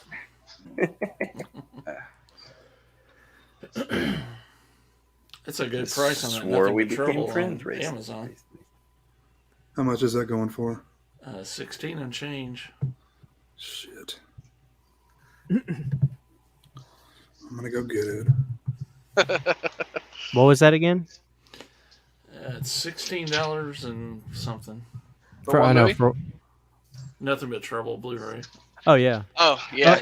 It's a good release too. They've got a new interview with Chevy and Dan. Did. I was shocked when I saw that, because I was like, there's no way they got Chevy Chase to talk about Nothing But Trouble. But he does. You don't see him. They did it's like professional audio they have of him, but it's him talking, and they're showing movie clips and stuff as he's talking. So I don't know why they didn't do visual interviews with him, but I was just so glad to hear Chevy talk positively about Nothing But Trouble. You know, because I know that being a big Chevy guy, I had read a lot that, you know, he really did the movie because he loved Dan, and Dan really wanted him to do the movie, and he knew it wasn't going to probably be, you know, a great movie. Yeah.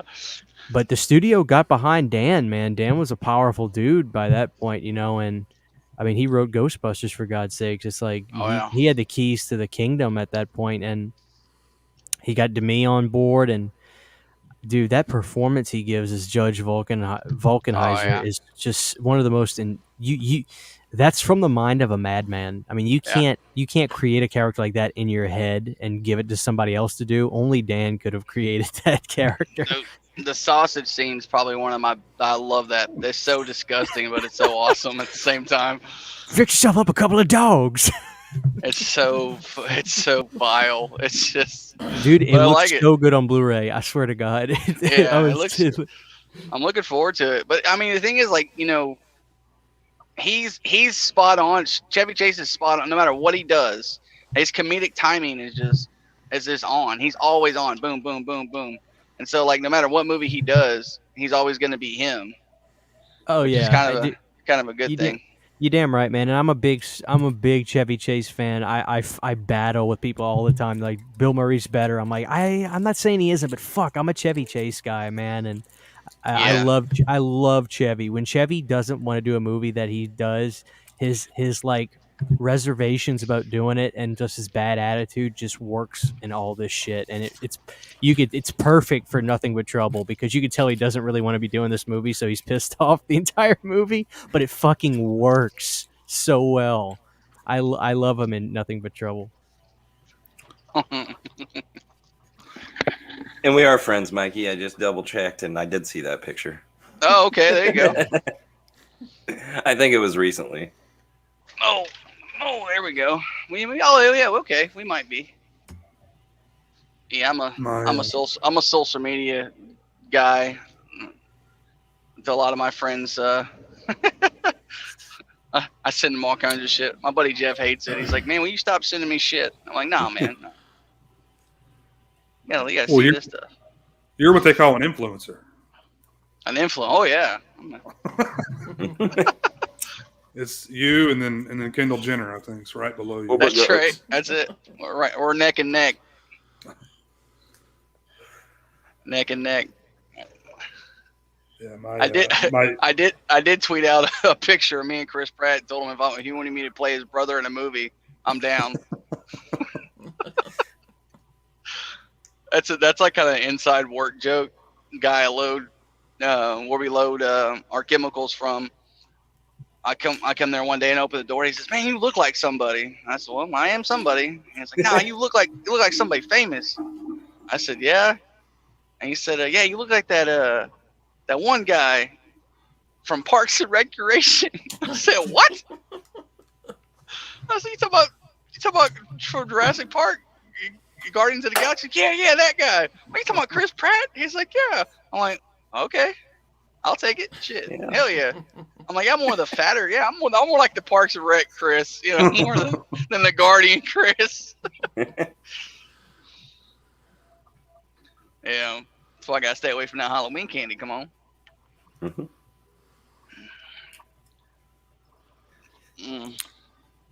We got a bunch of these the Reese's cups with Oh, man.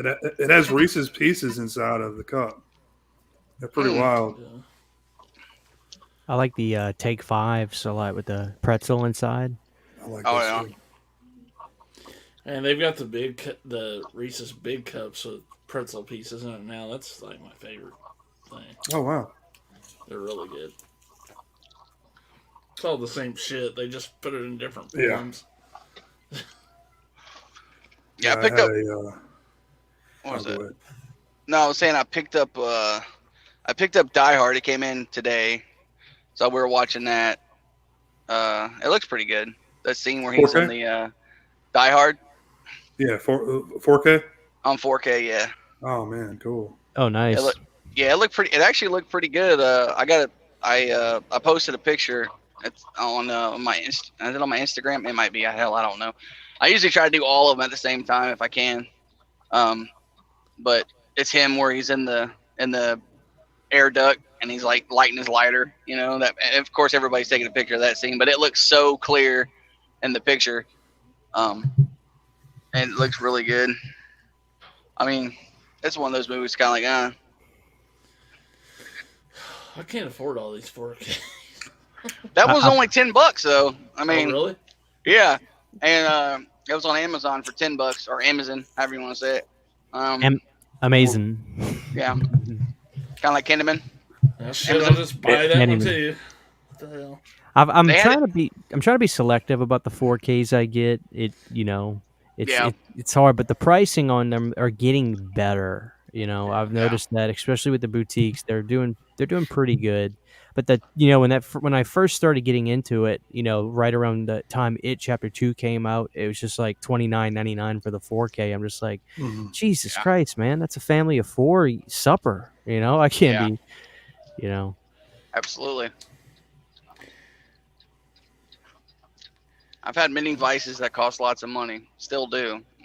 I was into buying cologne at one point. I had like 60 or 70 bottles at one point. That's an expensive yeah. fucking Wow. hobby. that'll Yeah. get you. I still got quite a bit.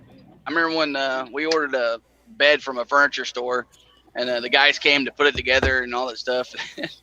And I was over the road at the time, and the guy says, "Ma'am," he was looking back at my shelf, and she's like, "Yeah, is there a problem?" He goes, "That's the most cologne I've ever seen in my life." Well, when you mentioned you had a problem with your own vices before, cologne was not the first thing that went in my head. Yeah. Well, when you're Hookers. younger, you have hookers, cocaine. Well, Where's Jonathan when you need him to do an Al Pacino? Yeah. But yeah, like young, I was all into gaming. PlayStation was my that was my thing. I buy a game every week when I got paid when I was 16, and then of course that I still play now, but not as much as I used to. But like, I never really got into collecting movies or anything like that. I had a bunch of movies, and then the girl that I was with at the time in Houston, me and her ended up splitting up, and I'm just kind of bailing on all my shit. So I'm having to restart everything again. Well, thanks, cool. Mikey. By the way, I did buy that Die Hard. So. Oh yeah, Die Hard, and they had an Independence Day. It was like $10 too. But I was like, how many times am I gonna watch Independence Day? Realistically, you know what I mean? Like, I might watch it one time, and then it'll just sit there forever. July 4th comes around every year, brother. Yeah, sure. Jay, you want to see what I can't fucking wait to come out? I don't need this at all, but I can't live without it. This is probably the most pimp steelbook I've ever seen in my life. I know Dan's gonna be the only person I know that's probably gonna get this with me. Look at this. Well, damn, it's dark, isn't it? Yeah. The Street Fighter steelbook. Yeah. Oh, really? Yeah, it's a new. Let me brighten up my screen. Hold on. All right, here you go. Is it the Van Damme movie? What is the steelbook? Yeah. And look, they purposely kind of like juice up Van Damme's hair to be a little bit more like Giles. Yeah. But dude, I have to get that. I'm so I love that movie. I love that movie for how fucking nuts it is. My favorite part of the movie is when Chun-Li is talking to Van Damme or Guile like in the army base, and she's talking about how like bison ran through her family's village for generations and just wiped out the entire population of her race basically. And Van Damme, I think he's about to be really sensible, and he's like, listen, this war is not about your own personal vendetta. And I'm thinking he's going to say this is about for blah, blah, blah. And all of a sudden he goes, this war is not about your personal vendetta. It's about mine. I'm just like, it's no better. That's no better. But I just love that movie so much. It's like, I know your whole family died. I understand that, but it ain't about you, okay? It ain't about you. Sit over there. It's about me. I love Raul Julia in that movie, though. We'll need to make more room in the food court. All the big franchises will want in. Dude, you're this is his last movie, I think. He was dying of cancer on that set, I think. Yeah. I think he was already pretty bald at that point, so you never see him without his hat. Mm-hmm. And his suit, I think, was pumped up a little bit to give him some size. But dude, let me tell you, he went out with a bang. That he was so good. He makes that movie. Yeah. As Bison. He's so funny as Bison. Did they remake that movie or reboot it? I think they've done a couple kind of straight to DVD type things. I think, unless I'm thinking of Mortal Kombat. They did a Chun-Li movie. I know that. Yeah, that's what I'm thinking of. The girl from Smallville, Kristen Kirk or something like that. I like her. I remember playing that the movie version of that video game. Yeah. I was playing that the other day on my Sega Saturn. Oh, it's so shitty. You're going way back now. Yeah. I got the old Have you Saturn seen that documentary on I don't remember what net, it's on one of the streaming services. I want to say it's on Peacock, but it might be on HBO, but it's called Console Wars. Oh no, it sounds good though. It is. It talks about how Sega came into the game and tried to dominate Nintendo, and like it goes through the whole spill. Like the guy that they hired to run Sega USA was he was a marketing guy for Mattel Toys, and they kind of just stole him over, and not stole him over, they headhunted him and had him come over, and so yeah, it talks about all that stuff, and it talks about how they came up with Sonic the Hedgehog and how they were like actively competing with Nintendo and like the behind the scenes shit that they did. Like one of the guys from Sega USA, because apparently there was two companies, Sega Japan and then Sega USA. One of the guys from Japan came to America and he stayed in I want to say it's like a Best Western but the dude still lives there. Like in the best, like 30-something years later, he still lives in the same fucking hotel. Yeah, I'm sure that Tom Kalinske is all up in that thing because he was the guy that basically fixed Sega in America and bundled. I remember he was the guy responsible for bundling Sonic the Hedgehog with the Genesis. Yeah, Oh, they I talk gotta about watch that too. Oh, it's good, dude. I like it. Yeah.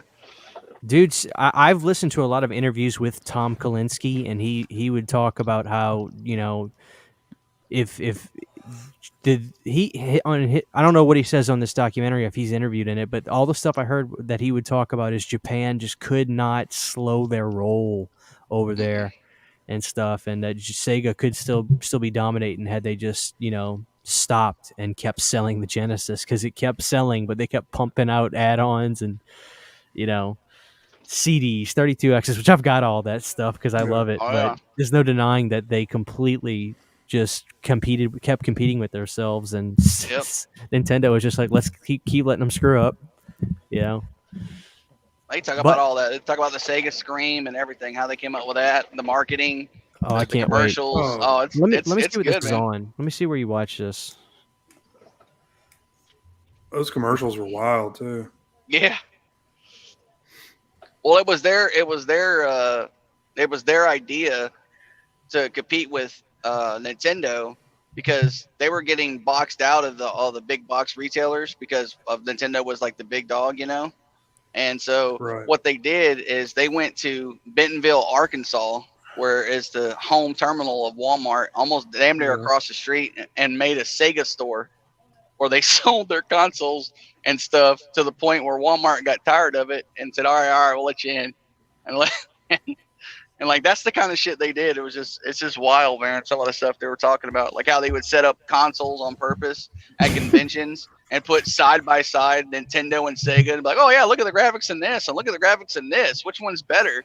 You know, guys are like, you're a dick, dude. Like, why would you do that? So, but hey, cutthroat. Real quick, man, he looks so ridiculous with these fake teeth in. It is just making the movie. He's about to eat a pigeon, it looks like.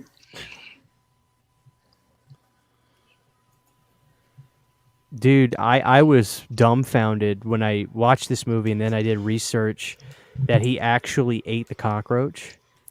Yeah. I was like, that looked really convincing. And then hey, guess what? That was when I looked into it. The director didn't say you have to do this. Nick Cage was like, I'm going to eat the cockroach. Ugh. He did it. It was Nick Cage who said, I'm going to eat the cockroach. I wonder if it was one, like, you know, someone that got that from like someone who does that for movies, or it was just like, oh, we found a cockroach. I would assume that they had a wrangler bring the cockroach. Either way, it's disgusting, but I mean, just grabbing a street cockroach is pretty fucking wild. It's the most vile insect, dude. When people think of cockroaches, that's just like, ugh. They're instant. You have to kill them. You know. Yeah. I'm gonna go out on a limb, Jess, and say Nick Cage, a Waffle House fan. Oh, For eating the cockroach. I could believe that. And Jamie and Dan, nice. Oh, I just feel bad for whoever's doing PR for roaches. Oh, Jesus, can't catch a break. They couldn't We're make not this so movie bad. today. Yeah. That's right. No. I'm gonna get triggered. You can't kill me. I'm gonna call your supervisor. I'm gonna sit over here and eat drywall all day. I was on a friend of mine's stream. He's a truck driver, and he was talking about how he's gonna do a stream where people could go in there and tell him what they think he's doing wrong in his business. I'm like, fuck, you're setting yourself up for a fucking clusterfuck, bro. I said, let all the Karens come out with their fucking beating sticks. Come on. I go, that's just ridiculous. Why you don't do something crazy like that? No. Speaking of triggered, I just saw the Twin Towers, and I am extremely triggered. No, Jesus. Yeah. The movie or a picture or what? Yeah, a picture in the movie. Yeah, they showed it. Not in my America. Yeah, that was that movie was tough to watch Another movie that was tough to watch and was surprisingly enough was the Passion of the Christ movie. I don't know if you guys seen that. Oh, yeah. Talk about a fucking man. That's rough. That's a rough movie, man. I'm like, yeah. I mean, regardless if you believe or not, in general. I mean, just saying, like, just the movie itself, the shit that they got, everything that happened, and everything like that. It's just the film, how they filmed it, and all that stuff. It's just like it's crazy. Like you're just like, just stop. You want to scream at the TV, like, just leave him alone. Yeah, it's that movie. I mean, I'm sure for you guys, some of you guys as well. Like, churches would rent out the whole theater. Multiple times. Wasn't that a Mel Gibson movie? Yeah. Yeah. Yeah. He turned out to be a fucking class act, didn't he? Yeah, he's been canceled 3 times now? Oh yeah, he keeps coming back. Yeah, he's coming back again. I don't think he cares. I think he forgets he gets canceled. It's like a cat. It just keeps coming back anyway. The new John Wick, was that the one he's going to be in? I think I heard that. Or he's going to be in something coming up. I was excited when I heard he was going to be the villain in Expendables 3, and I was really let down by that movie because there was not enough depth, and the fight at the end was just piss poor. I mean, the Van Damme fight in 2 was incredible with Stallone. I loved part 2, and then I was so let down with part 3. Because Mel was he could be a kick-ass villain, but damn, they just the story was pretty paper thin with him in there. But wow, I like Mel. One of those last 2 movies he did where he was kind of like he had to go save his daughter. I think there's the same concept in both movies. I mean, he wanted to go to Mexico, one of them, or get the gringo. Yeah, I think that was one of them, and there was another one he just did too. Bloodfather.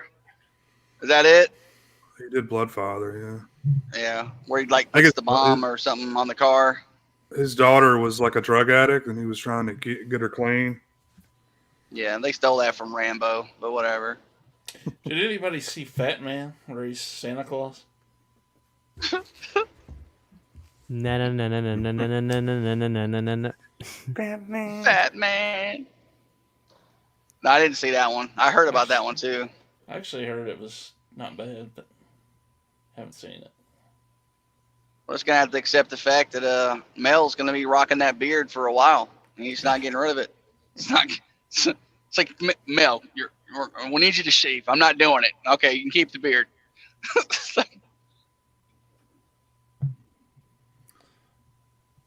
Oh yeah, Edge of Darkness, I believe. Sting's got it here. That was the one when they were after his daughter, I think. Oh, okay. Oh, Dragged Across Concrete. That's another good one. I mean, I like him. He's pretty hit for me. More hit than miss for sure. I never saw was it the Beaver or something like that? Where he had a beaver puppet or some shit. That looked stupid to me. Beaver puppet. What's so crazy is like my wife is like an 80s action hero fan. So like she loves all like any movie with Steven Seagal. She loves any of those. Damn. Arnold Schwarzenegger. I know, right? Hit the jackpot, right? But like any of that stuff, like so, like I didn't buy any of that shit on the Blu-ray. I couldn't find really much of it on Blu-ray, but I bought like a 4-pack DVD and had like Out for Justice and then like Above the Law and Under Siege and all that shit. And so like we'll watch those and get a good little laugh at Steven Seagal getting swole up like he got stung by a bee and shit over the years. Uh-huh. Old Steven Seagal. Steven Seagal. I've been practicing karate for like 95 years. Jay. That guy, that the ego on that fucking guy, man. Yeah. Hey Jay, fix yourself up a couple of dogs. I did like Fire Down Below, though. I'm not a huge Skull fan. Yeah, that was a good one. Yep. I was never a big Seagal fan either. I mean, I like a handful of his movies, but thank you, Mike. You named them all already. I like Yeah. I like Under Siege, man. If I pop that on right now, I'd have a good time. Sure. Oh yeah. Yeah. But then again, freaking Tommy Lee Jones in that movie, dude? He is It was. nuts. Oh yeah. Remember? Who is the highest ranking officer in this room right now? That's right. Boom! He blows his head off.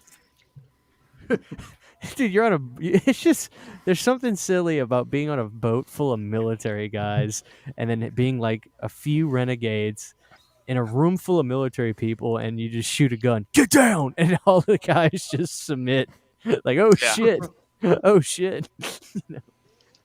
Yeah, you ain't got enough bullets for all of us, buddy. And then that was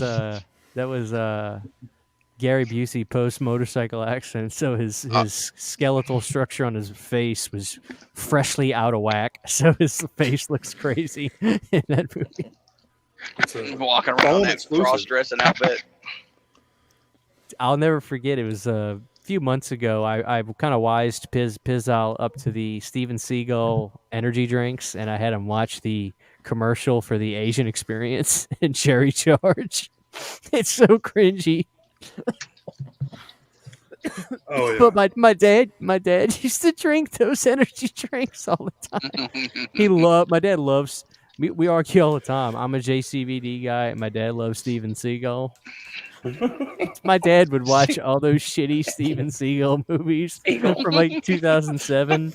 Every movie where he's a cop, every single movie where he's just a cop and he's an undercover cop. Like all those shitty movies, my dad would just religiously watch Steven Seagal movies. He loves Steven Seagal. Hey, Same thing you with guys him. talk like he's not still making movies. He puts a new movie out at Walmart every week. Every week, yeah. Started Like, Steve, sniffing we're gonna the need you Dollar to- Tree. We need you to cut that ponytail. I don't think so. All right, you keep the ponytail. Can you at least take the McDonald's off the dash when we film this, Steve? Come on, dude. Jay, if you go to the Dollar Tree, you could fill up a bucket with Steven Seagal movies. Somebody's watching. What's your favorite? What's your favorite Van Damme movie Oh man. besides Street Fighter? Mainstream, it's either Bloodsport, Cyborg, or Time Cop. Lesser known, there's this really great dark movie he did from 2003 or 4 called In Hell, which is a really great prison movie. It's very dark, but movies and JCVD, the movie itself he did about his own life. That shit's hilarious. Yeah. I like those movies. I think Jean-Claude can actually act really well when he's got his head on right and he's got good material. Yeah. But at the same time, he was perfect for that canon, late 80s renegade filmmaking with the Bloodsport and stuff. If I had a gun to my head, I'd probably say Bloodsport, man. But it's because of the ensemble of all those athletics and those dudes really doing all the jumping and shit. So I safe bet is Bloodsport. How about you, Jay? I'm a big Van Damme fan. He's a big Seagull fan.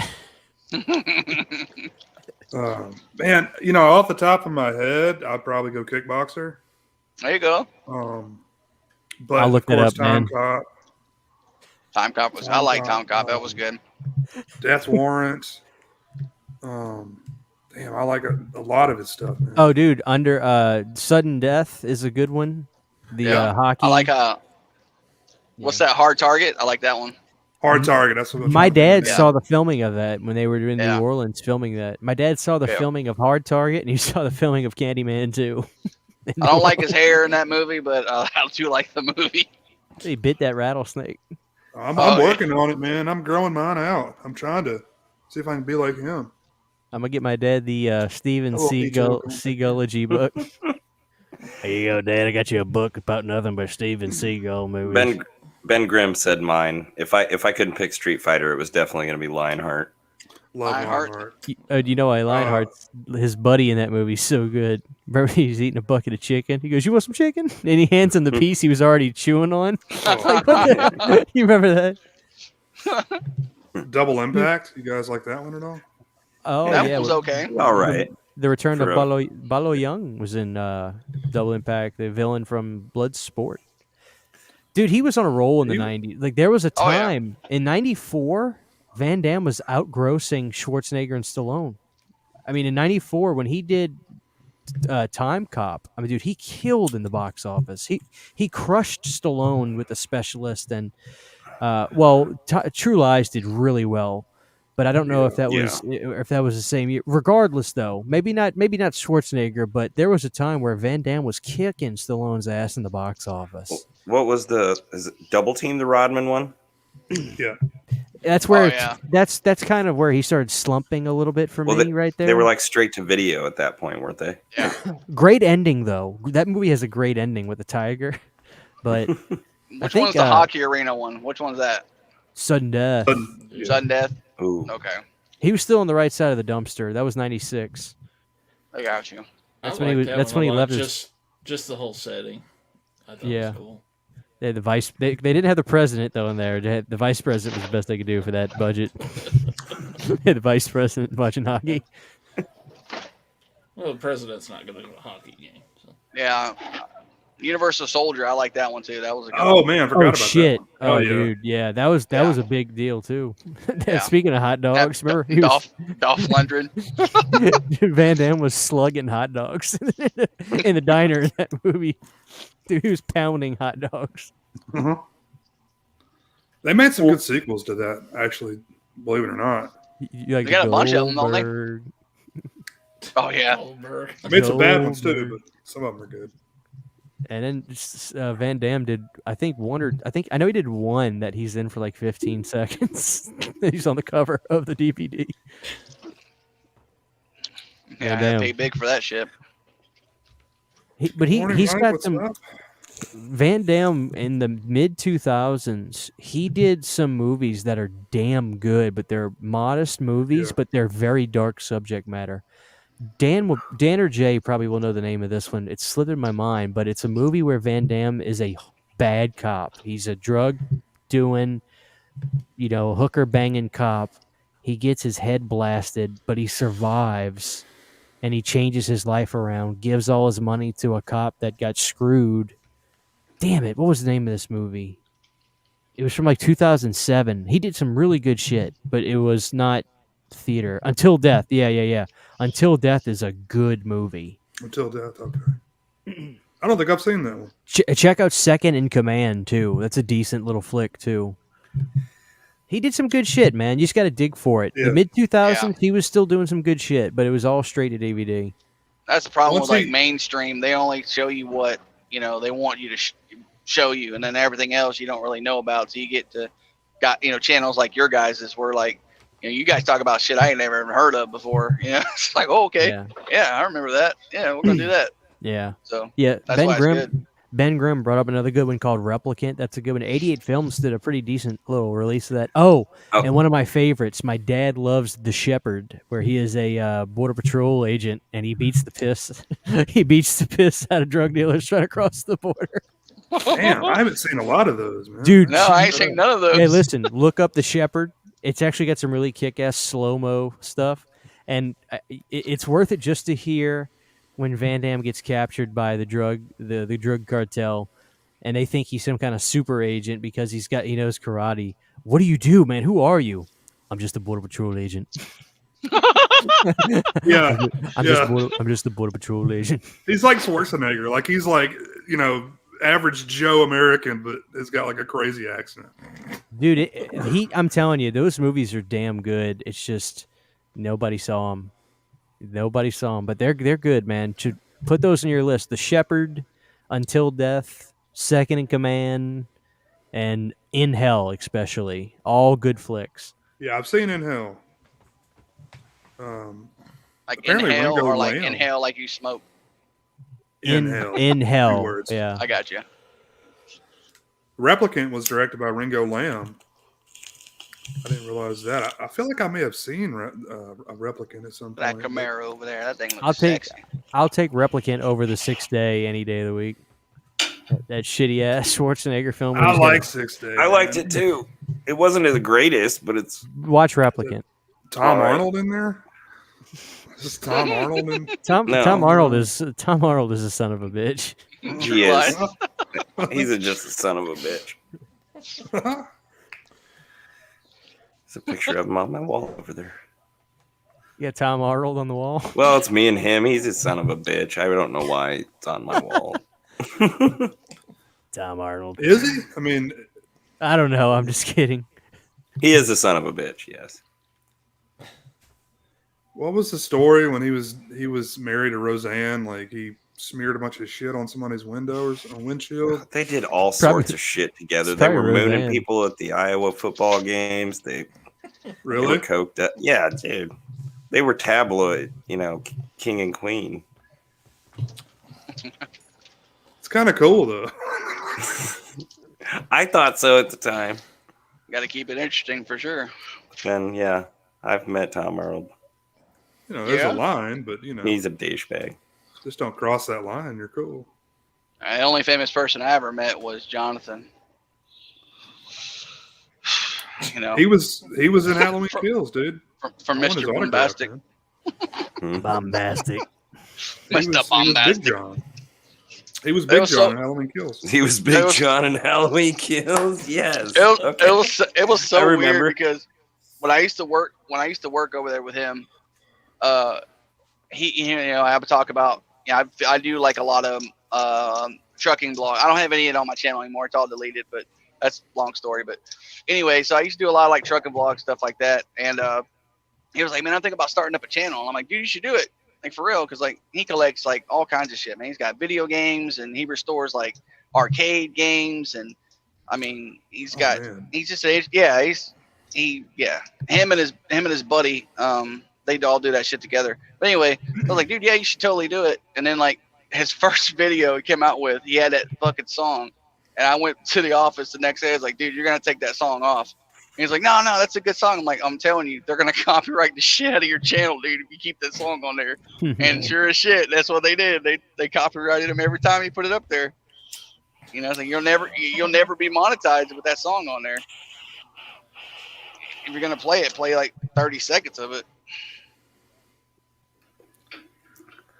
Yeah, man. He was showing me some of his arcade collection. It is. Oh, nuts, dude, yeah. He's a cool dude, man. He's a cool dude in person. Well, Corey knows, don't you? Yeah. Corey's met him. I had thought at one time of moving up in that area and working for that company because I liked it so much, but I decided to stay down here. That's why I came down here and went local. If I'd have stayed up there, I'd have still been working for those guys. Yeah.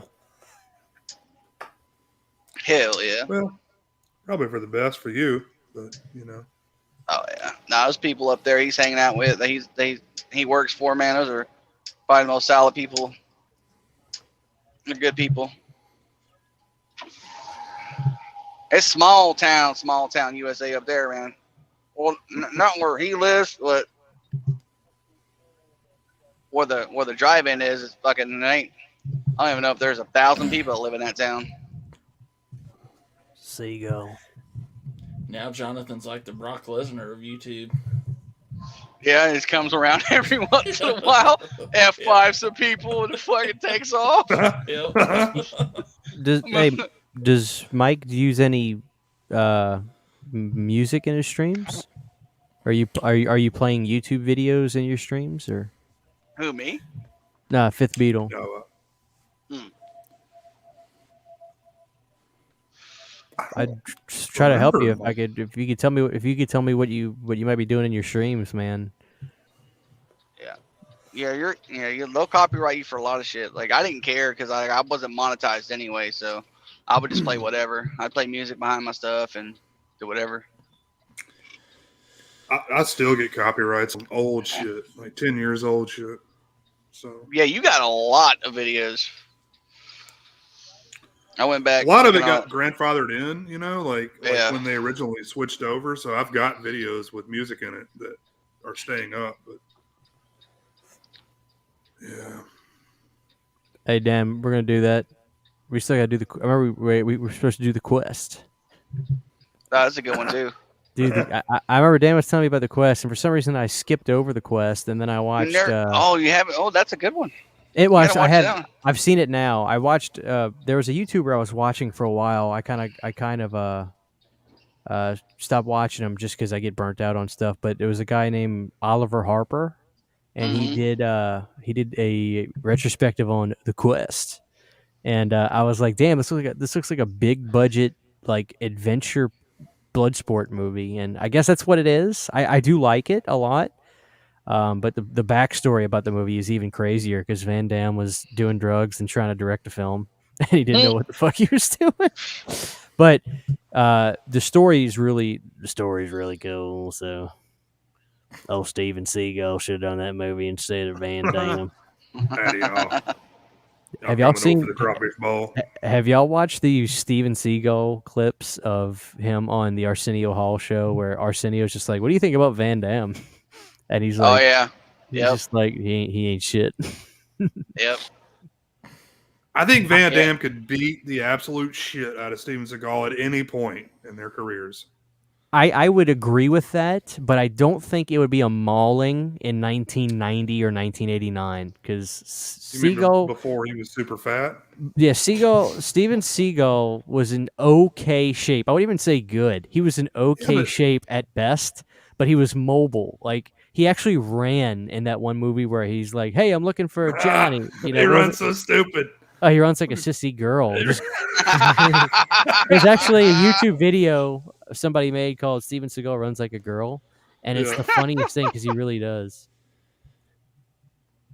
But dude, I was watching something, a video about something, and some guy was saying, I forgot who it was, but he was saying something like, dude, he was friends with Seagal, and he's like, dude, the perception of him is way worse than what the guys really like. He's actually like blah blah blah, and we're just like, well, dude, if he wouldn't stop talking like a jackass and shit and being 500 pounds and acting like he's God's gift to mankind, maybe people would take him more seriously.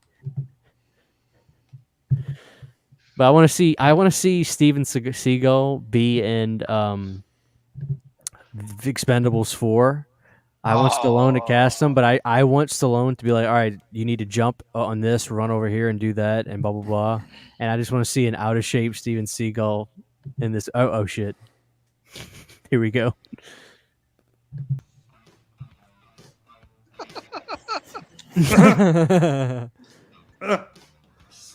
He looks like he's never ran before. Like he's learning.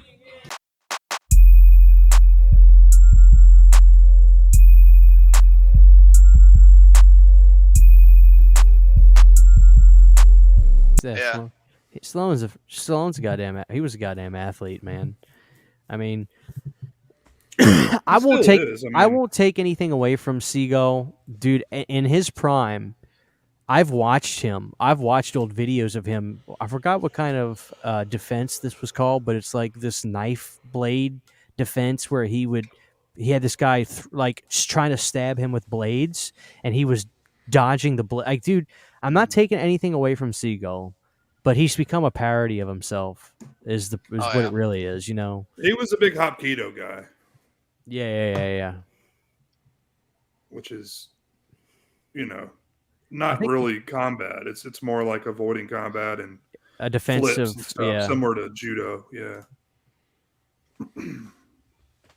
I was a purple belt. Okay, so I know no, I know nothing, but I was a purple belt. I took Wateroo as a kid, which was like a little self-defense karate, and I did that growing up. But it wasn't nothing. You learn how to block shit. Yeah. And we ran around cones all day. I guess you call them suicides. Yeah. $350 a week, basically babysitting for kids. Yeah. I'm gonna put these fools to work. Gene Evans karate. I'll never forget. We went to karate when I was a kid. It was Gene Evans karate. I wish I could find pictures of this shit. Me and my brother went to, and he had. I'll never forget this. It was an optional thing, but it was an all-day event called the Super Karate Seminar, and Gene Evans was having a weekend thing where the kids show up at 7 a.m. on Saturday, and it was like $300 a kid. All right, I'll never forget it. It was the Super Karate Seminar. Me and my brother went. My friends went. And you didn't have to be a regular student to go to this, but you could, if you were a regular student, you could bring another. You could allow another person to join in, and the Super Karate Seminar consisted of hitting each other with wiffle bats, watching Mortal Kombat and Mortal Kombat Annihilation on VHS multiple times that day, eating pizza, taking naps, and then playing hide and seek all night. And Oh, my Jesus. parents paid $300 a pop for each of us. It was a No. damn ripoff. Gene Evans, if you ever hear this, you're a son of a bitch.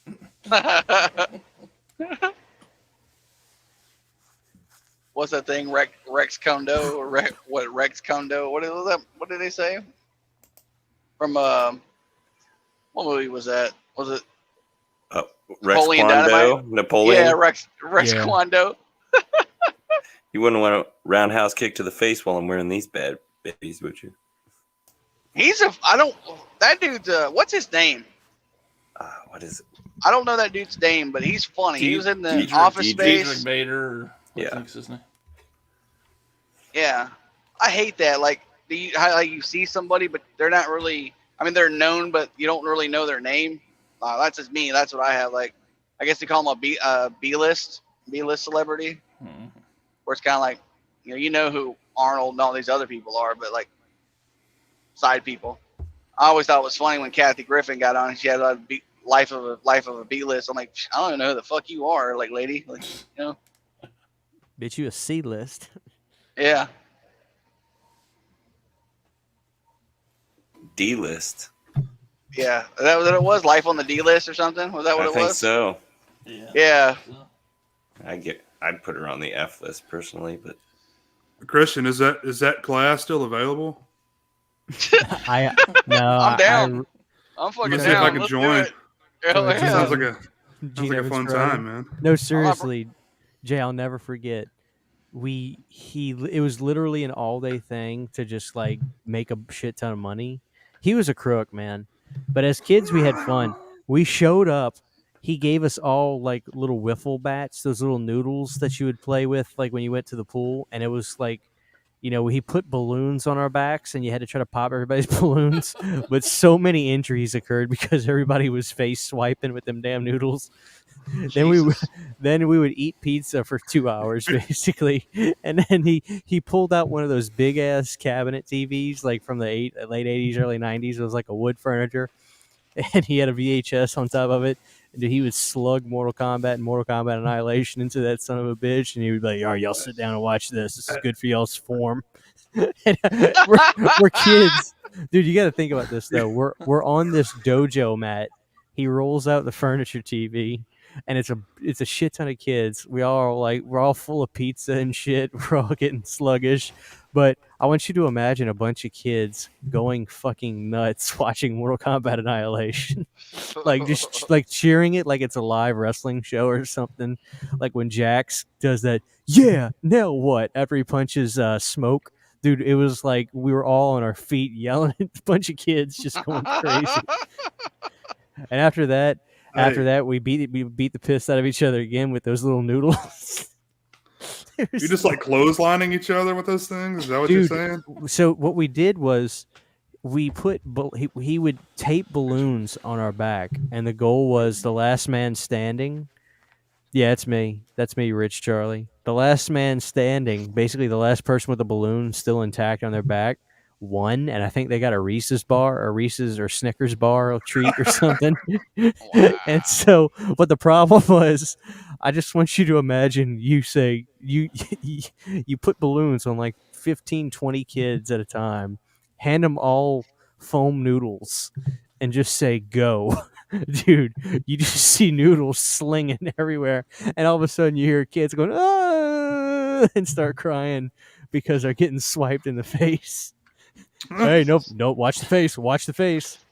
And then eventually, one kid was left. I think I don't remember, but dude, there were so many injuries that day. And then when we all went to sleep that night, I remember some dude stole my blanket in the middle of the night because he didn't bring a blanket. I woke up pissed. This dude stole my blanket in the middle of the night. I woke up at like in the middle of the night. Oh, one fun thing we did was late at night. He took us all in the parking lot, which was in a shady part of town. Where's this going? He took us all in the parking lot, and we played this game where he was like, "All right, everybody partner up." We're like, "All right," and so he handed each team an egg, and he made us all stand like 5 feet apart and said, "All right, toss the egg to your partner, and if you drop it, you're out." And so we did this cool thing where, like, every time you threw it across and they catched, he would say, "All right, everybody on both sides take 2 steps back." And so it was like this thing to see who could go the longest with holding an egg and stuff. But dude, he charged like $300 a head for this, and That's crazy. dude, he made a killing. He made a killing off of these kids. Did he skip town the next day? Is that how it worked? I don't remember it. Yeah. You know, it was fun as a kid, but it was bullshit. I mean, Wateroo. What the hell is Wateroo? I ended up getting my black belt in it. I wish I still had the belts, but I lost them in Katrina. Wateroo. Wateroo. WADARYU, like Ryu, I think, or something. But I don't know, man. I'll just never forget the Super Karate Seminar. That's fucking wild. So Jay, if you ever want to throw a karate seminar, make sure you've got a double DVD pack of Mortal Kombat 1 and I want to attend it. I don't want to throw. I want to be a participant. Yeah. So you gotta Pizza, naps, Mortal Kombat. I mean, fuck, bro. What else man. you need? Oh, Pizza, I'll never pizza, forget fucking this. up children. Dude, I think he was just getting his rocks off on just screwing with kids this day, because I'll never forget this. The first thing he did was, "All right, partner up." Everybody grabbed a partner. He goes, I want one party of the team to put their back against the wall, bend their knees, look down, and hold their mouth open. And if you close your mouth, you're out. And so what happens is, obviously, kids start drooling and spit's getting all on the floor because everybody's holding their mouth open. Oh, I'll never forget this. As disgusting and weird as it sounds, he made us all do this, and it was really bizarre. He's over there. Yeah, y'all do. Yeah, just like that. Yeah. Oh, Jesus. Why is he not wearing pants? I'm gonna look him up, see if I can find him. Hell yeah. Then Send him we a had fucking message. Tell him you're YouTube famous and you want to interview him. That actually would be interesting. It would be. He'd be like, Remember so when we had how was Snack and your progression with the martial art? You're like, I gave up, fucker. You left. You stole my money and left. Holy shit, I found him. You sold me a bottle of tonic and left town. That's right. Uncle Every Rico snack come in his was van to mustard and take off. biscuit. You found him on what? On Facebook? Yeah. Just look, Jay, just so you know, I'm not full of shit. Gene Evans. Oh man, That's there him. he is. I sent him a request. Yeah, hell yeah. Oh, that's gonna be awesome. What do you think he's doing now? Like, I'm doing some research. and that's been Vampire's Kiss, everyone. How fucking wild would it be? Like, you know what? I forgot to give you your black belt. You deserve this. Just sent you your black belt. All right. Thank you, Sensei. Oh my That's god, fucking- I think he's still teaching. Oh man, what state? I think he's in St. Bernard Parish still, which is where I grew up. Louisiana, Yes, that's a little bit lower than just south of New Orleans. New Orleans. So you don't sound Southern. So when you talk, you don't sound Southern. Sound like you're from Northeast. Yeah, that's what everybody thinks. Yeah. Well, another thing, your fucking accent sounds like it. People think I'm from New York. That's Yeah, a New kinda. Orleans accent, though. Or Louisiana accent, I should say. Yeah. I drove through Louisiana a bunch of times.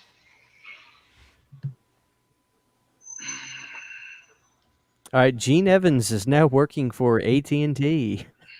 Wow. So now he's ripping off the average cell phone operator. He teaches their self-defense class. You should look. Oh, dude. Totally look him up. Wear your full gi with your belt. Walk in there and bow to him. I would dude. Film it. I'll come to Louisiana and film it for you. Or if you're still in Louisiana, I don't know where you live now, but he's in Louisiana either way, so it doesn't matter. That shit's fucking hilarious. He's got a good looking wife now. I'll tell you that. Yeah. Probably one of Probably them kids' moms. He fucking swindled out of $300. You're probably right. Thank you for teaching my son. I appreciate it. It's the best I could do. I do it for the kids. Fucking people. Oh, another crazy fucking documentary I watched was that Brittany Murphy documentary. That's actually pretty good. Yeah, it's pretty good. It's pretty wild. So yeah, I don't want to spoil anything in it, but you have to watch it. It's a 2-part. It's not very long, but it's still good though. Yeah, I mean it's not really a surprise, but like, people always like thought that she died of like a drug overdose or something, like she was a crackhead or something, but it was like pharmaceutical. I mean, like over the counter drugs, right? Is what she. Well, I mean, like I don't want to. Like I said, I don't want to. Okay. Well, yeah. I don't have to go there. Okay. Yeah. I know her dad was really concerned about how she died. It's a really strange story, and that's really funny too that you say about her dad, because they talk about her dad being absent like pretty much her whole life, Oh my God! I'm sorry. I finished what you're saying. I just found a picture of me from like 6 years old at Gene Evans Karate. No way.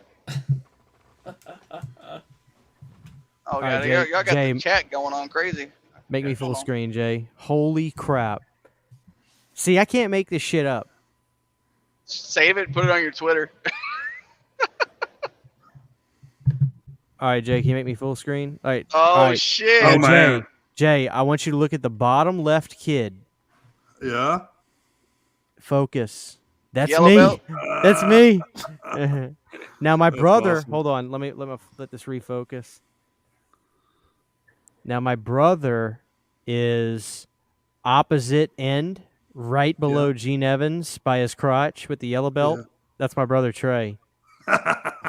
Dude, holy shit! My mom was gonna flip when I found it. That's me at the bottom left with the red shirt. That was that might have been the Super Karate seminar. Awesome. Before the injuries.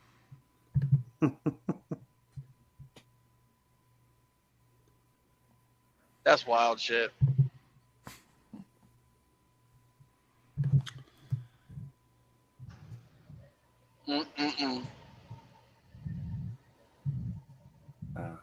So Vampire Kiss.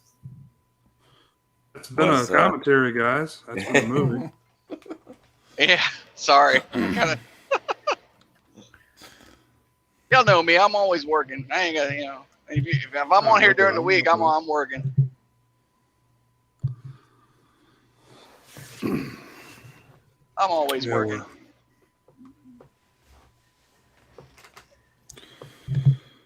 But cool, guys.